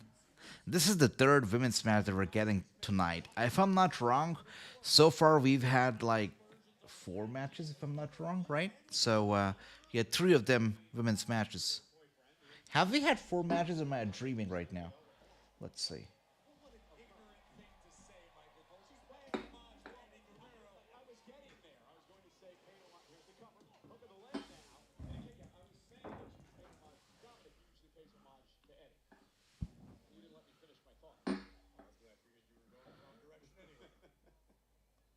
And Morgan now controlling Valkyria. Well-placed knee right in the center of Lyra's back. Incredible amount of force. Yeah, I was dreaming. I'm sorry. We have only seen 3 matches tonight in total, and all 3 have been women's matches. So this is definitely, I'm not sure if it's a Stranger Things episode or not, but this is definitely a women's special episode of Monday Night Raw. This is really the 3rd match of the night, and it's a women's match. We are getting Evolution tonight, guys. we really are getting Evolution. This is Evolution. Like they probably mistyped it as Stranger Things. This is Evolution. That's what's happening. Are they really trying to compete with the AEW women? I mean, I guess. I mean, it's surprising to me that all 3 matches that we've seen tonight have been women's matches. Again, nothing against the beautiful women of the WWE. But okay, like you know, they've got to be cooking something. This cannot be random, right? This cannot be random. There must be a mindset, some thought process backstage that would have been like, yeah, let's give them women's matches tonight, like all of them, except for the main event. Interesting. All right, so yeah. Interesting. It's been interesting. Okay.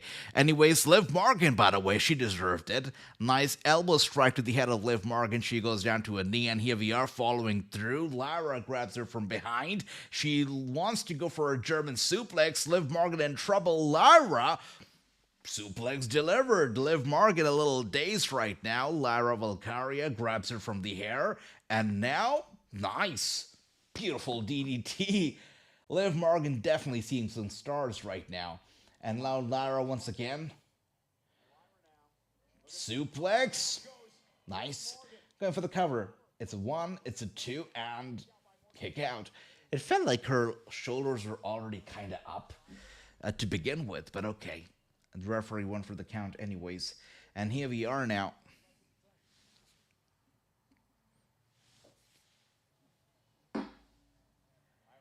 Is David not fight? I mean, I think he is. I hope he is, right? But still, quite interesting. We got 3 matches in a row, all women's. Interesting. I know Nigel Roxane looking like 100 tonight, without a doubt. She looks good.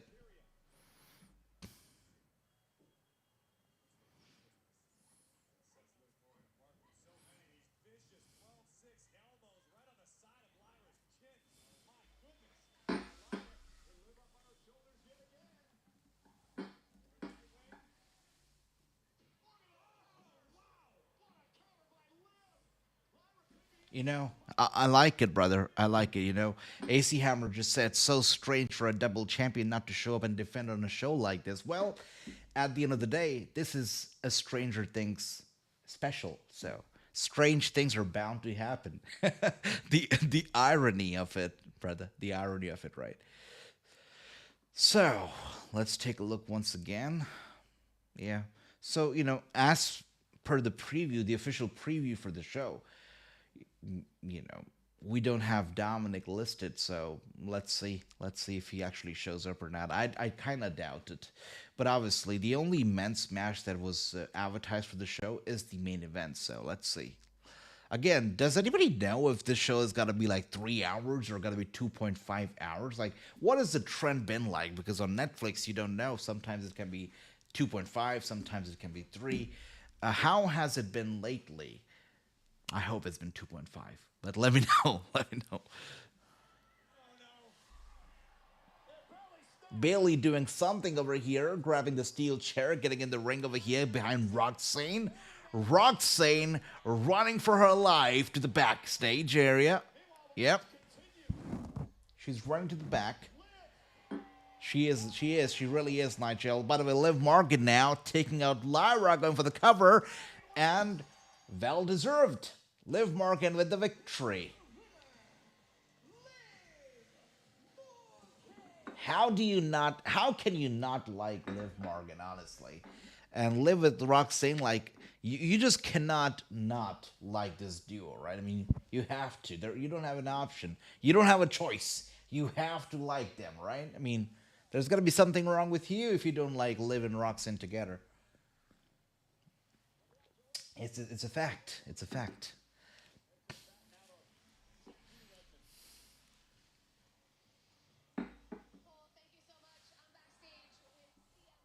Well, I'm assuming that the main event is still far away because CM Punk is still not in his ring gear. I find it funny because Bron Breakker, like an hour earlier, he was already in his ring gear. He was already like working out as he was about to come out right now, and here we are with CM Punk still wearing a sweatshirt, pink colored sweatshirt. Interesting.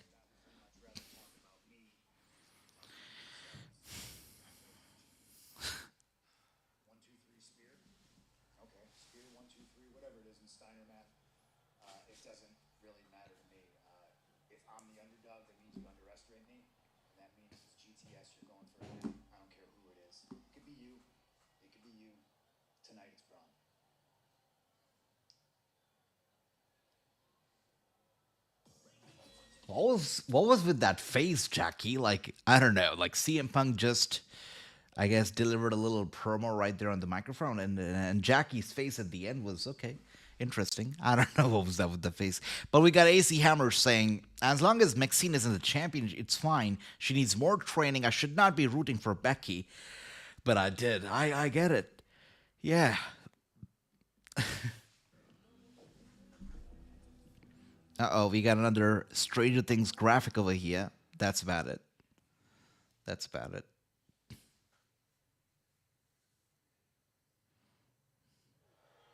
Oh, Logan Paul over here with Austin Theory. This guy really has been a full time player now, right? I mean, he's here every week.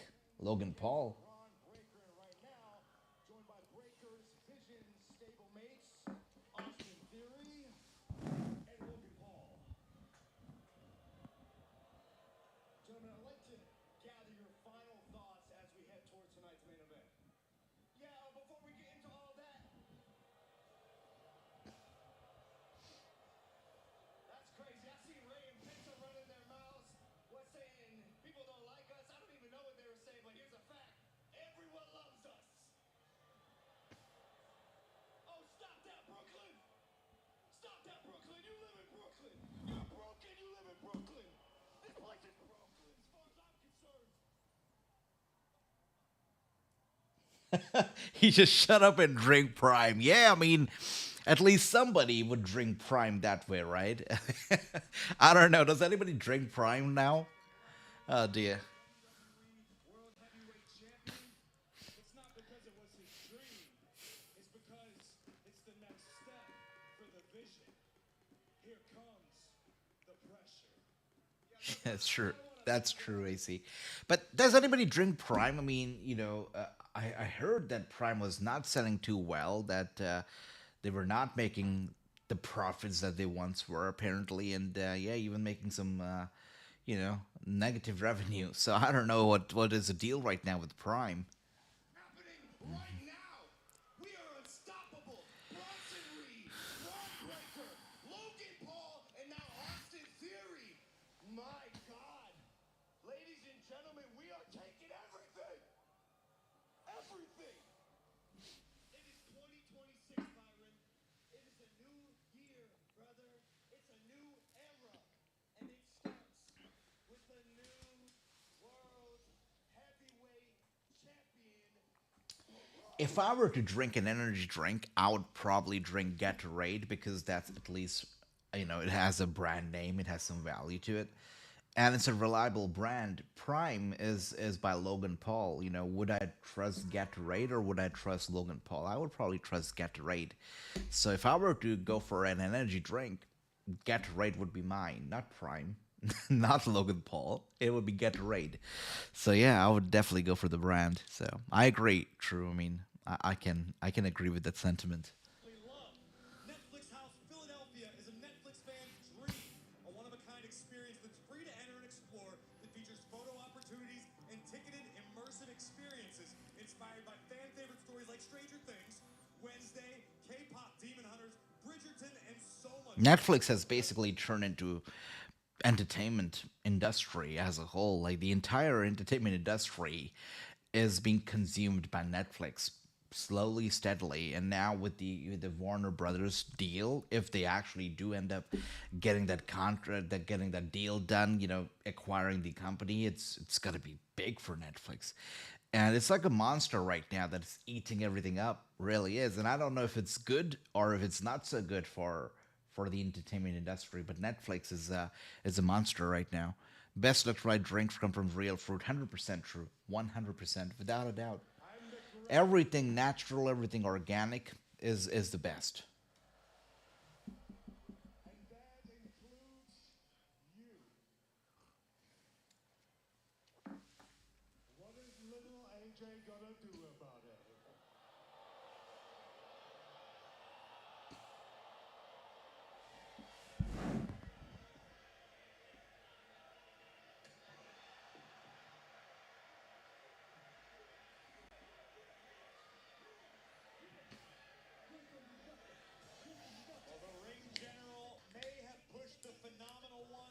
Okay, Ricky, that's nice. So we got Ricky over here sharing some news over here from Fightful, what says that Blake Monroe, it has been discussed to get a call up to the main roster. I think she'd be a good addition to the main roster.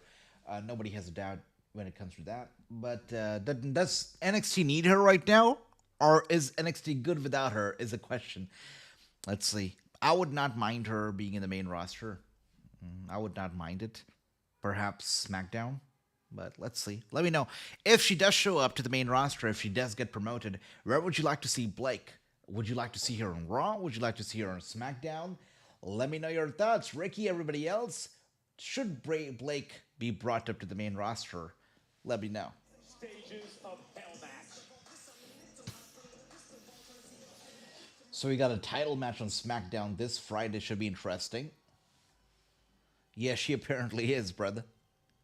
Yeah, she is. What is going on?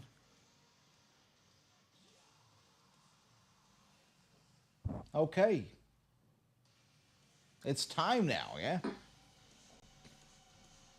Nice. Time flies when you're having a good time, does it not?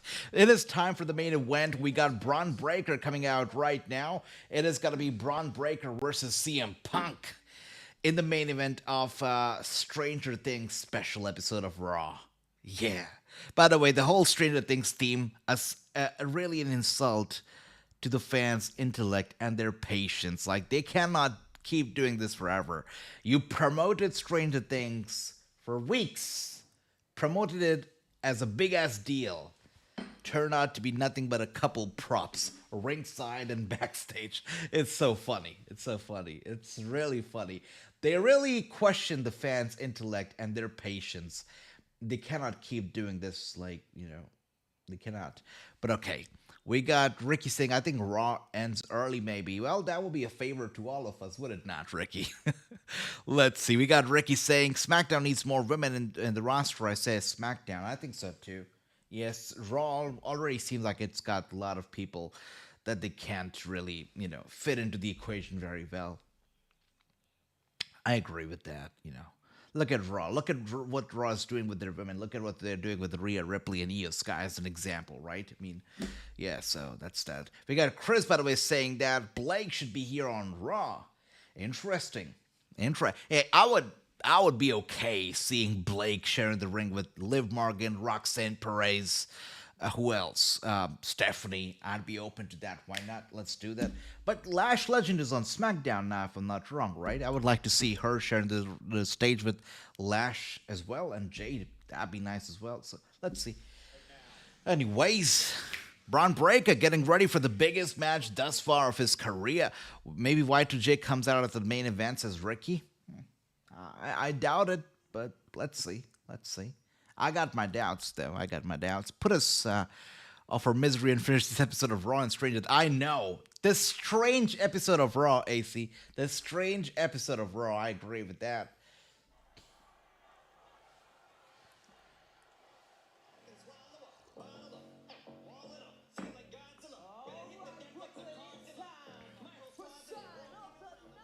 Is that Eminem, by the way?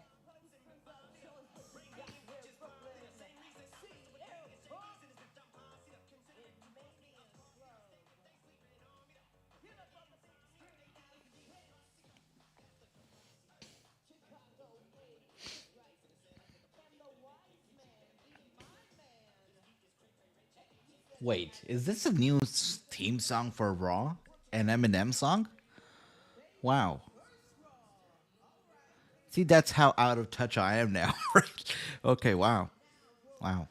Nice. Nice. Wow. That's a step up. Good stuff.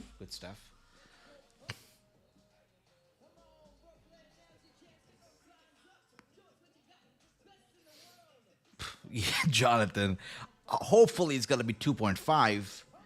It could be 3, but I think they're going to wrap it up in 2.5. Yeah, definitely going to wrap it up in 2.5, 100%. Because the main event is about to start. So it's got to be 2.5, yeah. 30 minutes more, I guess. I know, brother.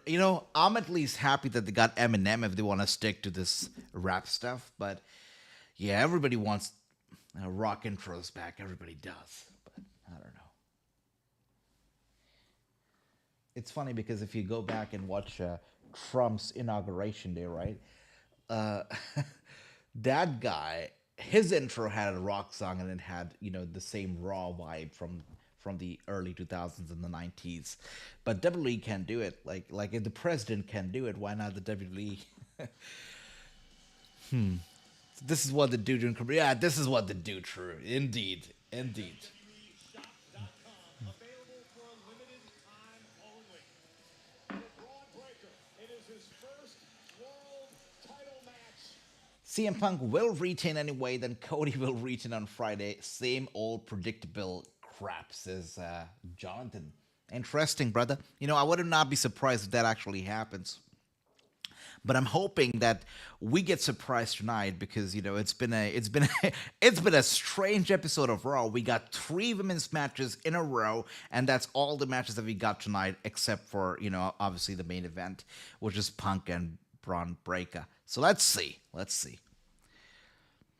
Braun Breaker is such a slip of the tongue because sometimes when I say Braun Breaker, my mind automatically wants me to say Bronson Reed. But so yeah, I wish that they would just go back to the Steiner name. But okay, CM Punk's here.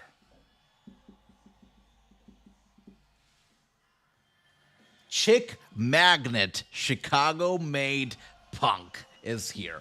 I think Breaker wins, says True. Knock on the wood, True. I hope so too. CM Punk to win, says Ricky. Okay, brother, I see you. I think Braun wins, says AC Hammer. I love that. Each segment was a Stranger Things Don't even. Okay, nice. I did not get that reference, but I did see the chapters as well. Yeah, but okay, nice try. WWE, nice try. Go back, Blake. If she don't win NXT Women's North American Champion tomorrow night versus Thea Hale, it means that she's gonna get called up, says Ricky. Interesting. Well, if she does get called up after tomorrow's match, then it's gotta be SmackDown, I'm assuming. So that's gotta be big. I think she'll fit right in on SmackDown. I think so. I think that Raw has too much star power. Liv Morgan, right, and the others. I think Raw is already overpacked. Rhea, Ripley, and stuff. So I think SmackDown will be nice for her. Let's see.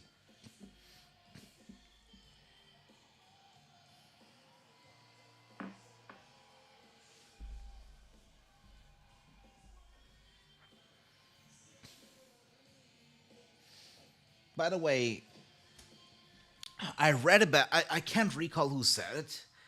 Was it Eric or somebody? Somebody said that. Oh, it was Kevin Nash. I think. It was. I could be wrong though. But I read a quote from a veteran who said that if your top performer is wearing a T-shirt when he's wrestling in your main event, it's not a good look. It's a hot take, but it's a take. Let me know what you think about CM Punk wrestling in T-shirts and tank tops these days. Let me know your thoughts, guys. We got Blake versus Bailey, says Chris. I like that, But do you really think that they're going to give Bailey a match? A match, really? Let me know. They wanted to save Braun winning the championship on a big stage like WrestleMania, says Ricky. That's a point. That's a point. SmackDown was decent last Friday, says AC Hammer. I feel like they're diluting WrestleMania, especially if they're going to Saudi and if they're going to start doing 2 WrestleManias in a year and stuff like that. They're diluting the brand of WrestleMania. If they're going to make John Cena retire at Saturday night's main event, not WrestleMania, they're diluting the brand of WrestleMania is what I feel. But I could be wrong. I hope I'm wrong, but I feel like they're diluting it. We got Ricky saying, yes, AJ. So there's Jonathan. I said Drew is going to win this Friday on SmackDown. Interesting.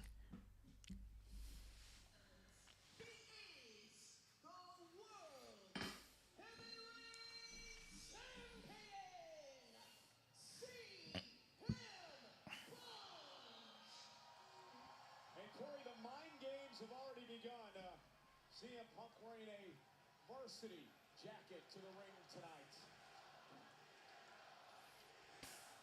Of course, a reference to the father of Braun Breaker, the dog-faced gremlin Rick Steiner. In infamously a member of the Wrestling Varsity Club, wore a very similar jacket. CM Punk's eyes tell the story. Notice since the minute Oh, that's nice. So the jacket also has a reference, right? The Varsity Club. So apparently the mind games are being played by CM Punk. I wouldn't have caught that, but thanks to Michael Cole, we now know. The mind games have begun, and with that being said, oh, look at that, True. No t-shirt tonight. I get CM Punk read what I read. All right. And here we are now. Bron Breakker looking good. I love the red and the black. And now they are locking it up slowly. CM Punk, a bit careful there for Bron Breakker. And now they lock it up finally. CM Punk has Bron Breakker in a headlock. Breakker trying to break free. And he gets down. CM Punk. Oh dear, Breakker now has CM Punk there. And CM Punk is free. Headlock one more time on Bron Breakker. They're applying the pressure. Some very Asia Lee's watching this match. My queen watching this match. Let's go. Okay, Ricky. Okay. I see you. I see the fantasy right there. We got one more time. Twisting the arm of Breakker, CM Punk. There's some talking going on over here. CM Punk saying something, whispering something into his ear. But that's okay. Twisting the arm once again of Bron Breakker. Bron Breakker down. Steiners wore the Michigan varsity jackets to the ring. Yeah, there you go. By the way, I love the colors that CM Punk's rocking tonight. Yeah. The boots, the trunk. I like it. Nice kick straight to the gut of CM Punk. CM Punk taking it back. One followed up by a knee strike. A couple knee strikes to Punk. And we are going for the Irish whip. Nice. Spine buster.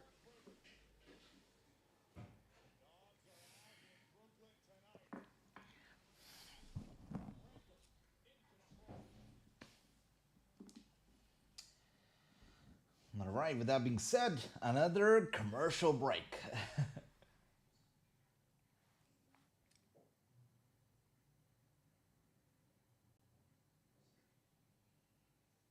Wow. So, I thought I was just gonna get a black screen, nothing else. So, for you guys, when you are on commercial on Netflix, do you actually see the commercial or do you actually see the match? Because for us, like, we don't have commercials yet on Netflix, so we do get to see the actual action that goes on.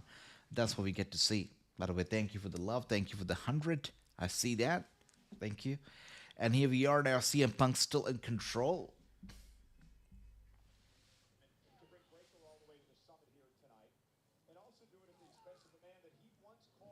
Oh, you get to see commercial as well. Interesting. So it's like simultaneously, side by side, picture in picture, that kind of a deal. And for us, it's like full screen match, which is nice. For as long as they continue to do it, yeah, we get the match. I still remember this was like the early 2010s, like 2014 or something. They had this format that when they used to go to commercial on USA Network, you would get on your phone and you would go to the WWE app, not the network app, the WWE app. And that's where you would get to watch the actual match taking place on the app while the television, the cable would be on commercial. I remember that. And it used to be free. Like you didn't have to pay for it. It was like free service. Just an incentive to download the app, I guess. But yeah, I used to do that. I was one of the nerds who did that. Nice. Side Russian leg sweep and a kick out.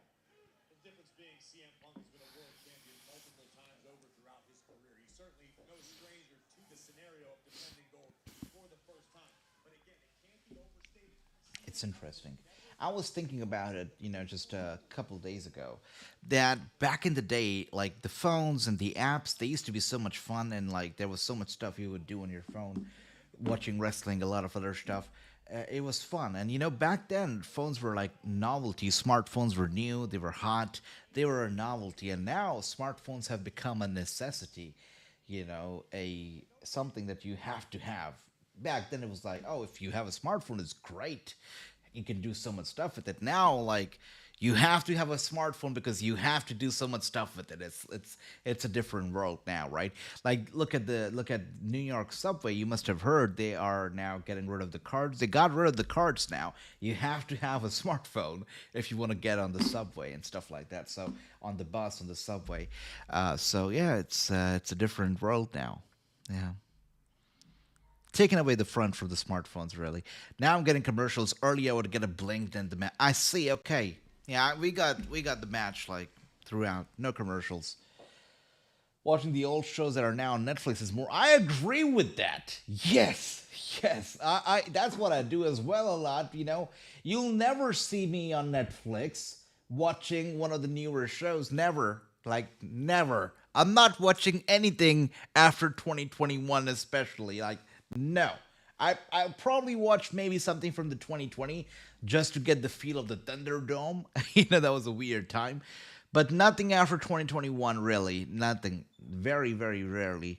But you'll see me watching stuff from 2000 2010, 2000s, something like that. Yeah. Even the 90s if I'm feeling crazy. Sure. Yeah, I agree, AC.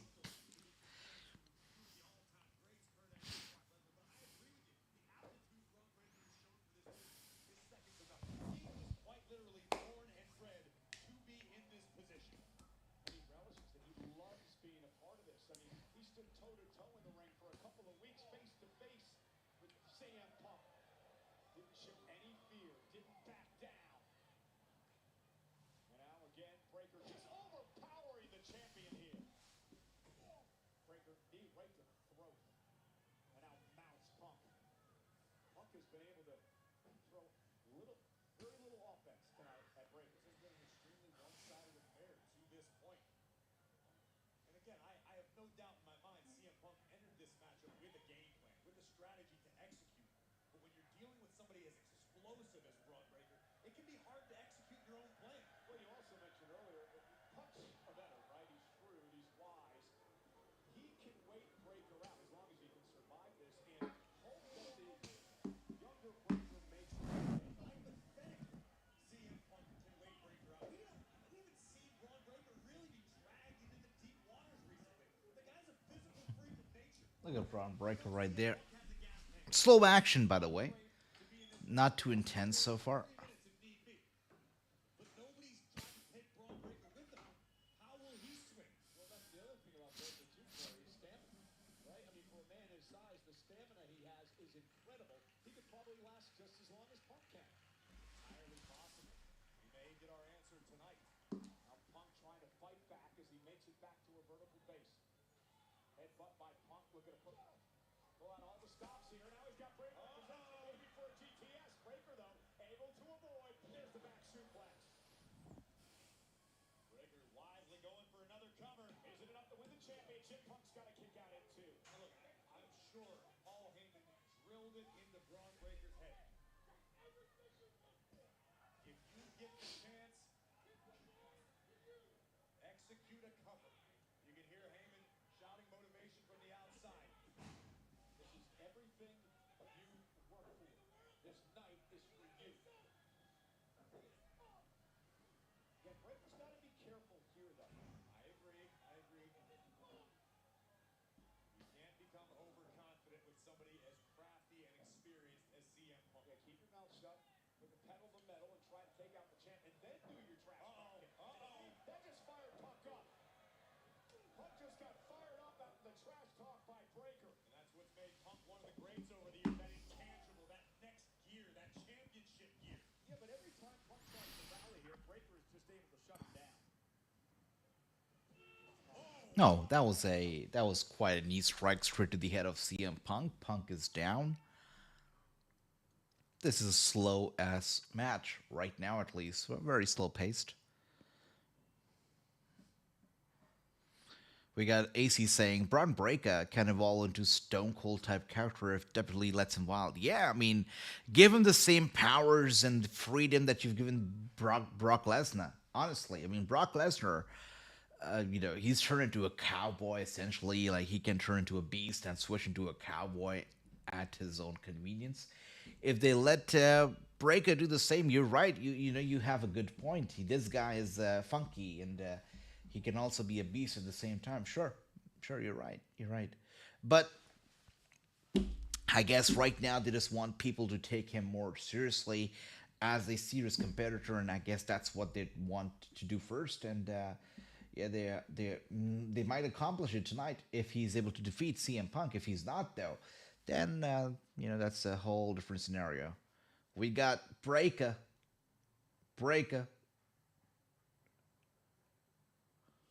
running over, and CM Punk. Nice.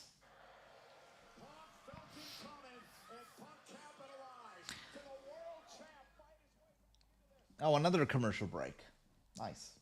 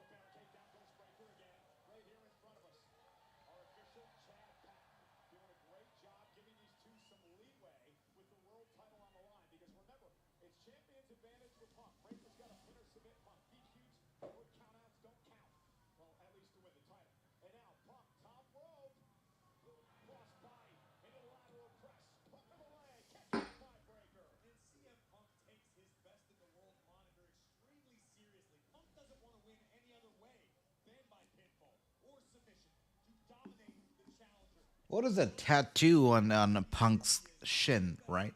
What is a tattoo? It's not a shin. Actually, no. Right above his knee, actually. I see a lady tattooed right above his knee. I'm not sure what that is on his thigh. Interesting. That seems like a new tattoo, a new addition. And he's got one on each thigh, more interestingly. I wonder what's the backstory there. But okay, CM Punk whispering something into his ear before he went for the Bulldog, and Bron Breakker obviously reversing it. Paul Heyman looking good in that suit. Very stylish, very fashionable suit right there he's rocking. And CM Punk goes down. It's a slow-paced match, without a doubt. Hopefully things change, and they pick up the pace after the commercial break.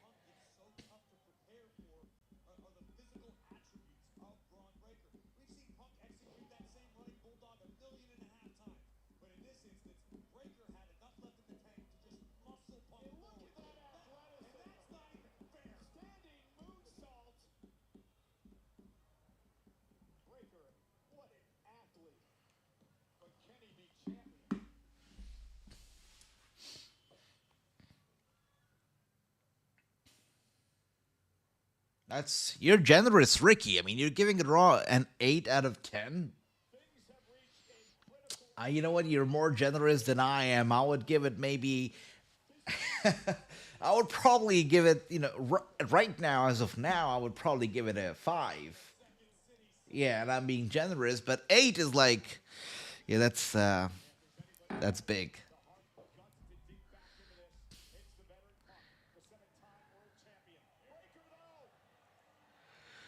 Oh. Was Punk really able to hold on? Was that a botch?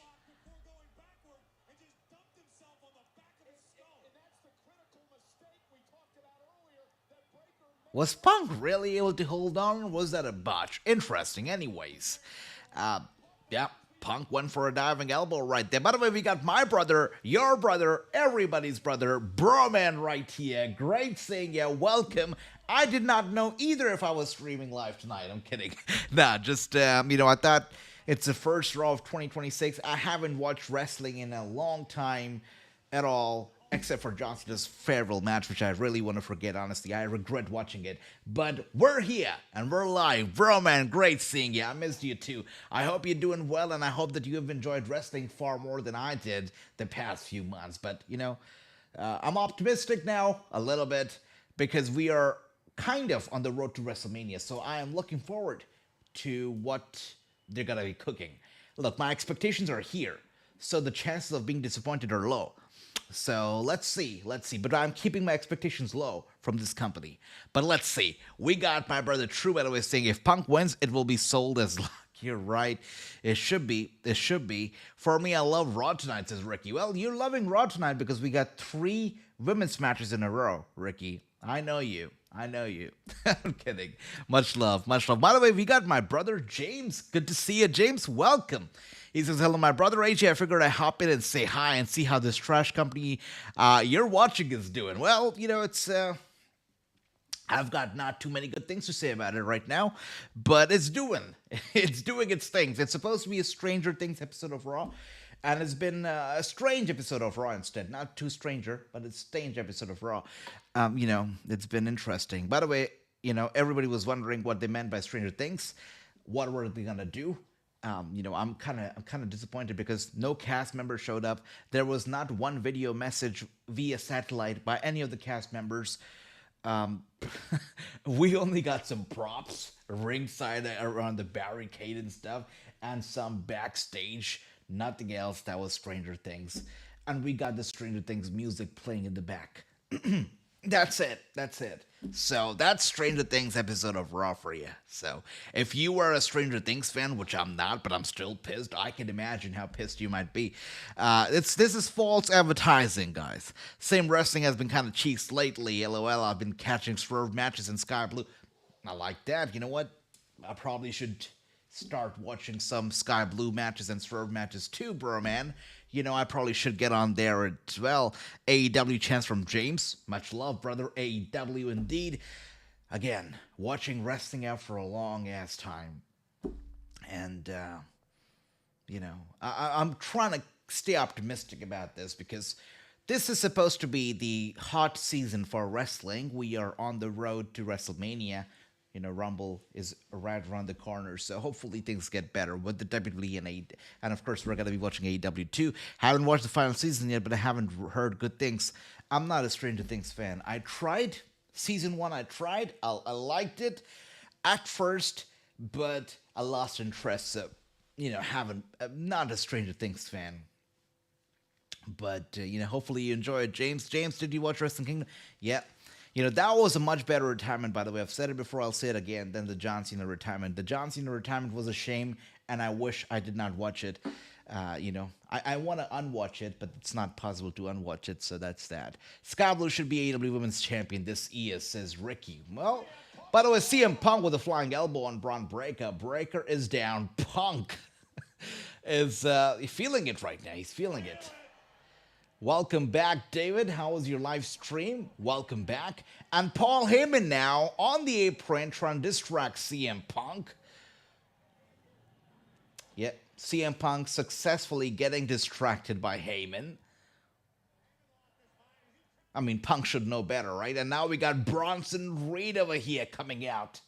Whenever I see Bronson Reed, I'm instantly reminded of his love for Jordans, his love for Roman Reigns sneakers. Like, that's one thing that, I can't get out of my mind whenever I see Bronson Reed. By the way, the referee has taken a toll. He is down, and he's going to stay down for a good amount of time. We got Austin Theory here taking out CM Punk with the curb stomp.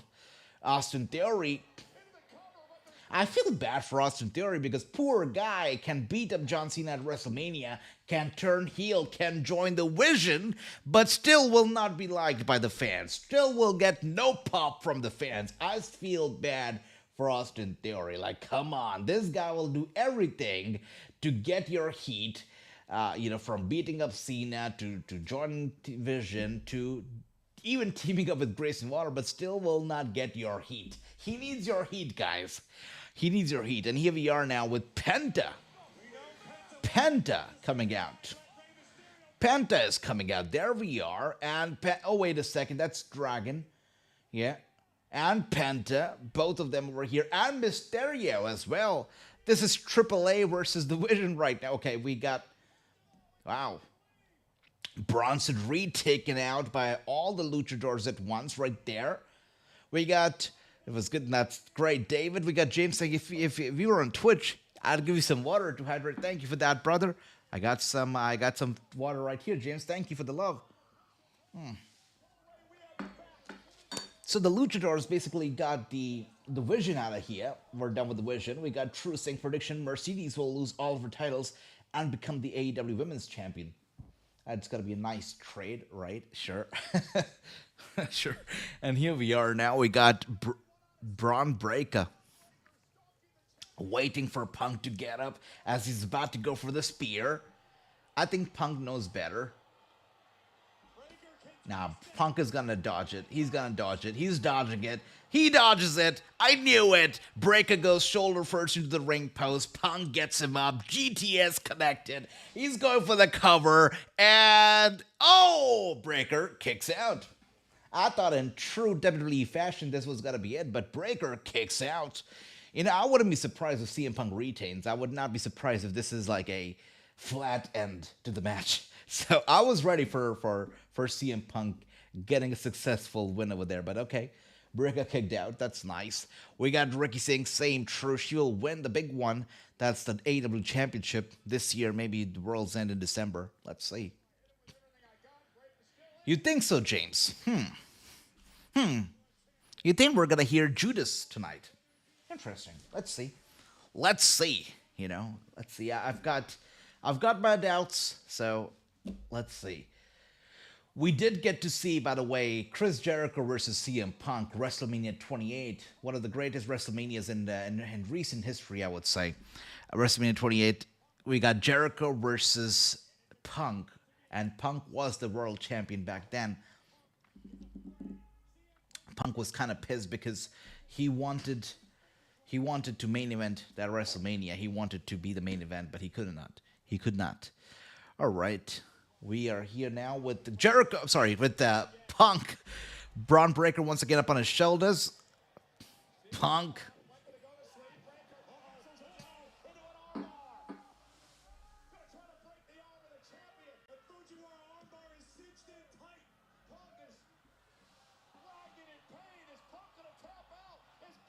That's crazy.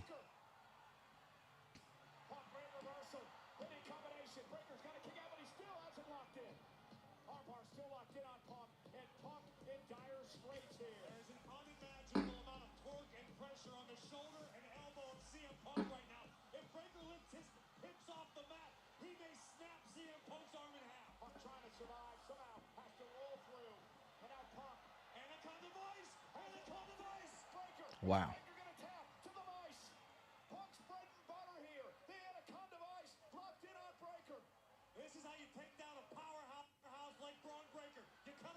I get that, James. I totally get that. You know what? I've been very on and off, honestly, but I'm on kind of on the same boat. You know, yes, I have watched, but really on the same boat here. And actually, around the same time, I've watched it on and off. I've seen some matches, but really on the same boat. And it's not me having a grudge against any company. It's really been the product that's been unappealing. But hopefully that changes because I want to start watching wrestling again. And that's any promotion, you know? That's any promotion, yeah. But this company in particular really turned me off as not just a WWE fan, but a wrestling fan. So that definitely takes the blame. AJ, are you going to go back to Twitch? We will talk about last time. Yes, you know, once we get regular with the live streaming, we're going to go there. I don't want to like make go to Twitch and just like not do it. So once we get like a little bit regular, we're going to go there. So a little bit. Yeah.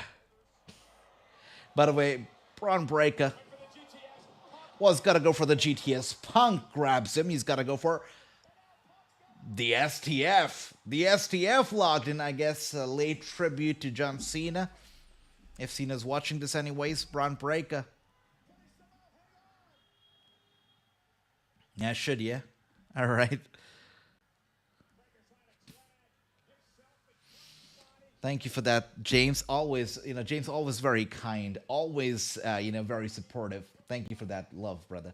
But, to me, what matters more than, any monetary support that you always, are ready to give to me, guys, is your actual moral support. You being here, you being in the chat, you always being so kind, so supportive is what matters to me the most. So thank you to everybody. for supporting me in all the ways you do. Thank you for the love and thank you for the friendship, all of you guys. Because here we're not just like streamer, viewer. No, we're literally friends. So thank you for that, guys. Really appreciate that. Yeah, this is like very cheesy, but much love. And here we are now. Punk, by the way. Heyman's down, Punk's down. Bron Breakker, the only guy standing right now. Breaker or CM Punk landing face first on the mat on the outside of the ring. Well, Breaker knocked Punk for a loop when he came through the second rope and hit him with that forearm. And Punk, I don't think he has any idea where he is.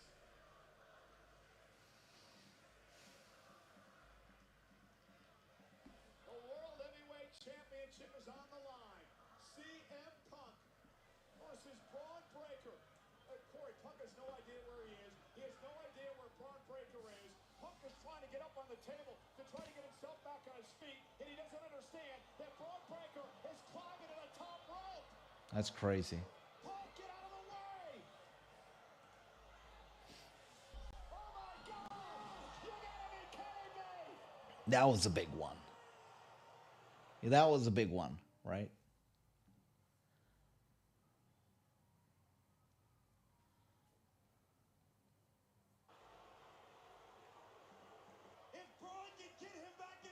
That was a big dive from Bron Breakker through the table. CM Punk's down. Wow. Does Chris Jericho show up now? Is this the time of Chris Jericho? I wonder.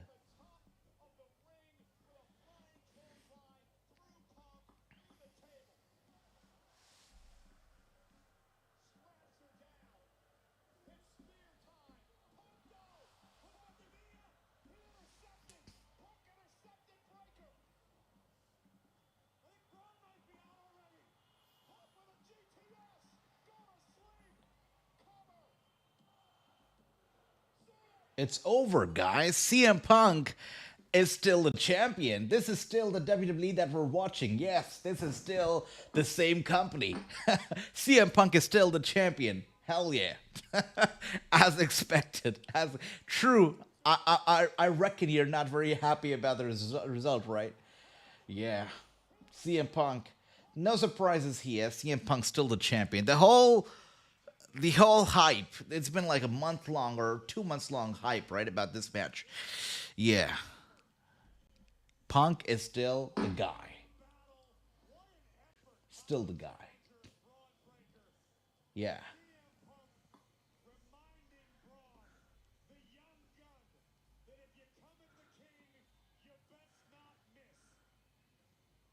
That's right. You did, Ricky. Thank you so much. Thank you very much, James. I hope you had a great time as well. I hope you had a great New Year and Christmas and great holidays. All of you. All of you.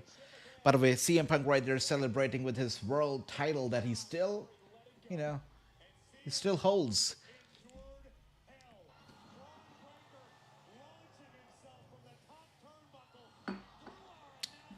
Well, it's kind of disappointing that Bron Breakker did not win, but just like Ricky mentioned earlier, maybe there is some light in this dark tunnel. Maybe there's some light at the end of this dark tunnel because the hope is still there that they're saving the big moment for Bron Breakker for a big event. But, they probably should not waste too much time doing it because we've seen it before.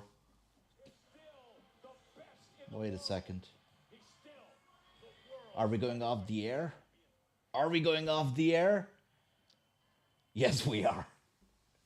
No Jericho tonight, guys. No Jericho. You can thank all the rumor mill for this unnecessary hype around Chris Jericho. No Jericho. They said this was going to be the biggest episode of Raw. They said this was going to be the most unmissable episode of Raw ever. Because of many reasons, right? Many reasons they gave. They said, oh, this is the first Raw of 2026. Oh, this is the Stranger Things episode of Raw. Oh, Chris Jericho's got to come back. Oh, the World Championship's got to change hands. Well, thank you for the rumors, Fightful. But yeah, that's it. That was Raw. 2.5 hours of mayhem featuring 3 women's matches and 1 main event featuring the men's match. Nothing against the women's, but wow, 3 women's matches in a row and 1 men's match tonight. interesting. Strange Raw indeed. We got Broman saying, straight cheeks. I'll try to catch you when you go live next time early. Much love to you, my brother Broman. As always, gotta be posting about it on Instagram. We're gonna be live, posting about it over here on YouTube as well. I'll try to schedule these live streams ahead of time so you guys know exactly when I'm gonna go live. But yeah, once again, thank you so much, my brothers. Thank you for the love. We are here. We got Ricky saying that means that Drew is gonna win the title this Friday. Hopefully. One match doesn't work. That's true. That's right. That means Rumble, new era. Let's see, Anil. Let's see. Don't know if you heard the news, but Mercedes and Matt is no longer with AEW. Mercedes Martinez. Okay, wow. That's news to me. James. For all we know, Jericho could change his mind. Yeah, I mean, Jericho's band, Fozzy, is on tour, and they're going to be on tour for, I guess a couple months now or more. So if he has changed his mind indeed, would not surprise me because, he's already got his plate full, as it seems. Right, we got Ricky saying final rating for the night from Ricky. It drops 1 point to 7 out of 10. Well, for me, I would give Raw a 6, right? Because I give it a +1 because of that dive from Bron Breakker to the table, to CM Punk through the table. That was a good dive. But apart from that, this show was flat. And,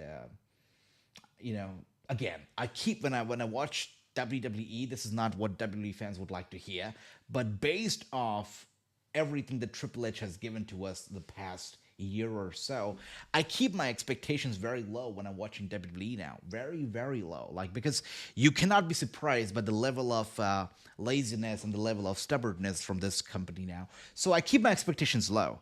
But still, I was not satisfied tonight. So that's why I give it a 5 +1 for the table spot. 6 out of 10 is my very generous rating for Raw tonight. Hopefully it's gonna get better on SmackDown. We're gonna be live. We're just starting to do these live streams now for wrestling overall. Started off with Raw tonight. We are gonna be live Friday. And hopefully, if things go well, we are going to be live on Wednesdays as well. Maybe next week or the week after. We're going to be adding Wednesdays to the schedule as well. So I'll see you Friday this week for SmackDown. Let's see how that turns out. And knock on the wood, hopefully we're going to continue these watch-alongs. And in the long run, I do intend to do so at least until, through WrestleMania. And we're going to be live for AEW as well. So thank you once again, everybody, for being here. Hopefully, the streak continues for a long run. The excitement stays alive, and we enjoy every single episode of Raw and SmackDown and AEW going forward. And we got James saying, you all might be watching SmackDown and it opens up the alert. Well, let's see. Yeah. Thank you so much, Nigel. Thanks, Ricky. Thank you, my brothers, everybody. True. We got my brother Anil over here right now. Thank you so much, brother. Broman. We got Money Badger. By the way, I did not even see Money Badger in the chat earlier. I was probably watching the show. But Money Badger showed up. Good to see you, my brother. Welcome. I see you, Money Badger. The OGs are here tonight. It's like the Avengers assembled together. That's so cool. David, my man, all of you, thank you so much. Christopher, all of you who showed up tonight, thank you so much. Much love to all of you. I hope you all have a great night. Sleep well. Have a great week ahead. Obviously, we're going to be staying in touch on Instagram throughout the week, but also, going to be seeing you live right here on YouTube on Friday. So thank you so much. Take care. Good night. Sleep well. Thank you, David. Thank you, everybody. Thanks, Drew. Thanks, Anil. Take care. Sleep well. Good night. Have a good day ahead. For those who are, on the other side of the world, thank you so much. Take care. Good night. Sleep well. I will see you Friday for SmackDown. Take care, guys. Much love and peace.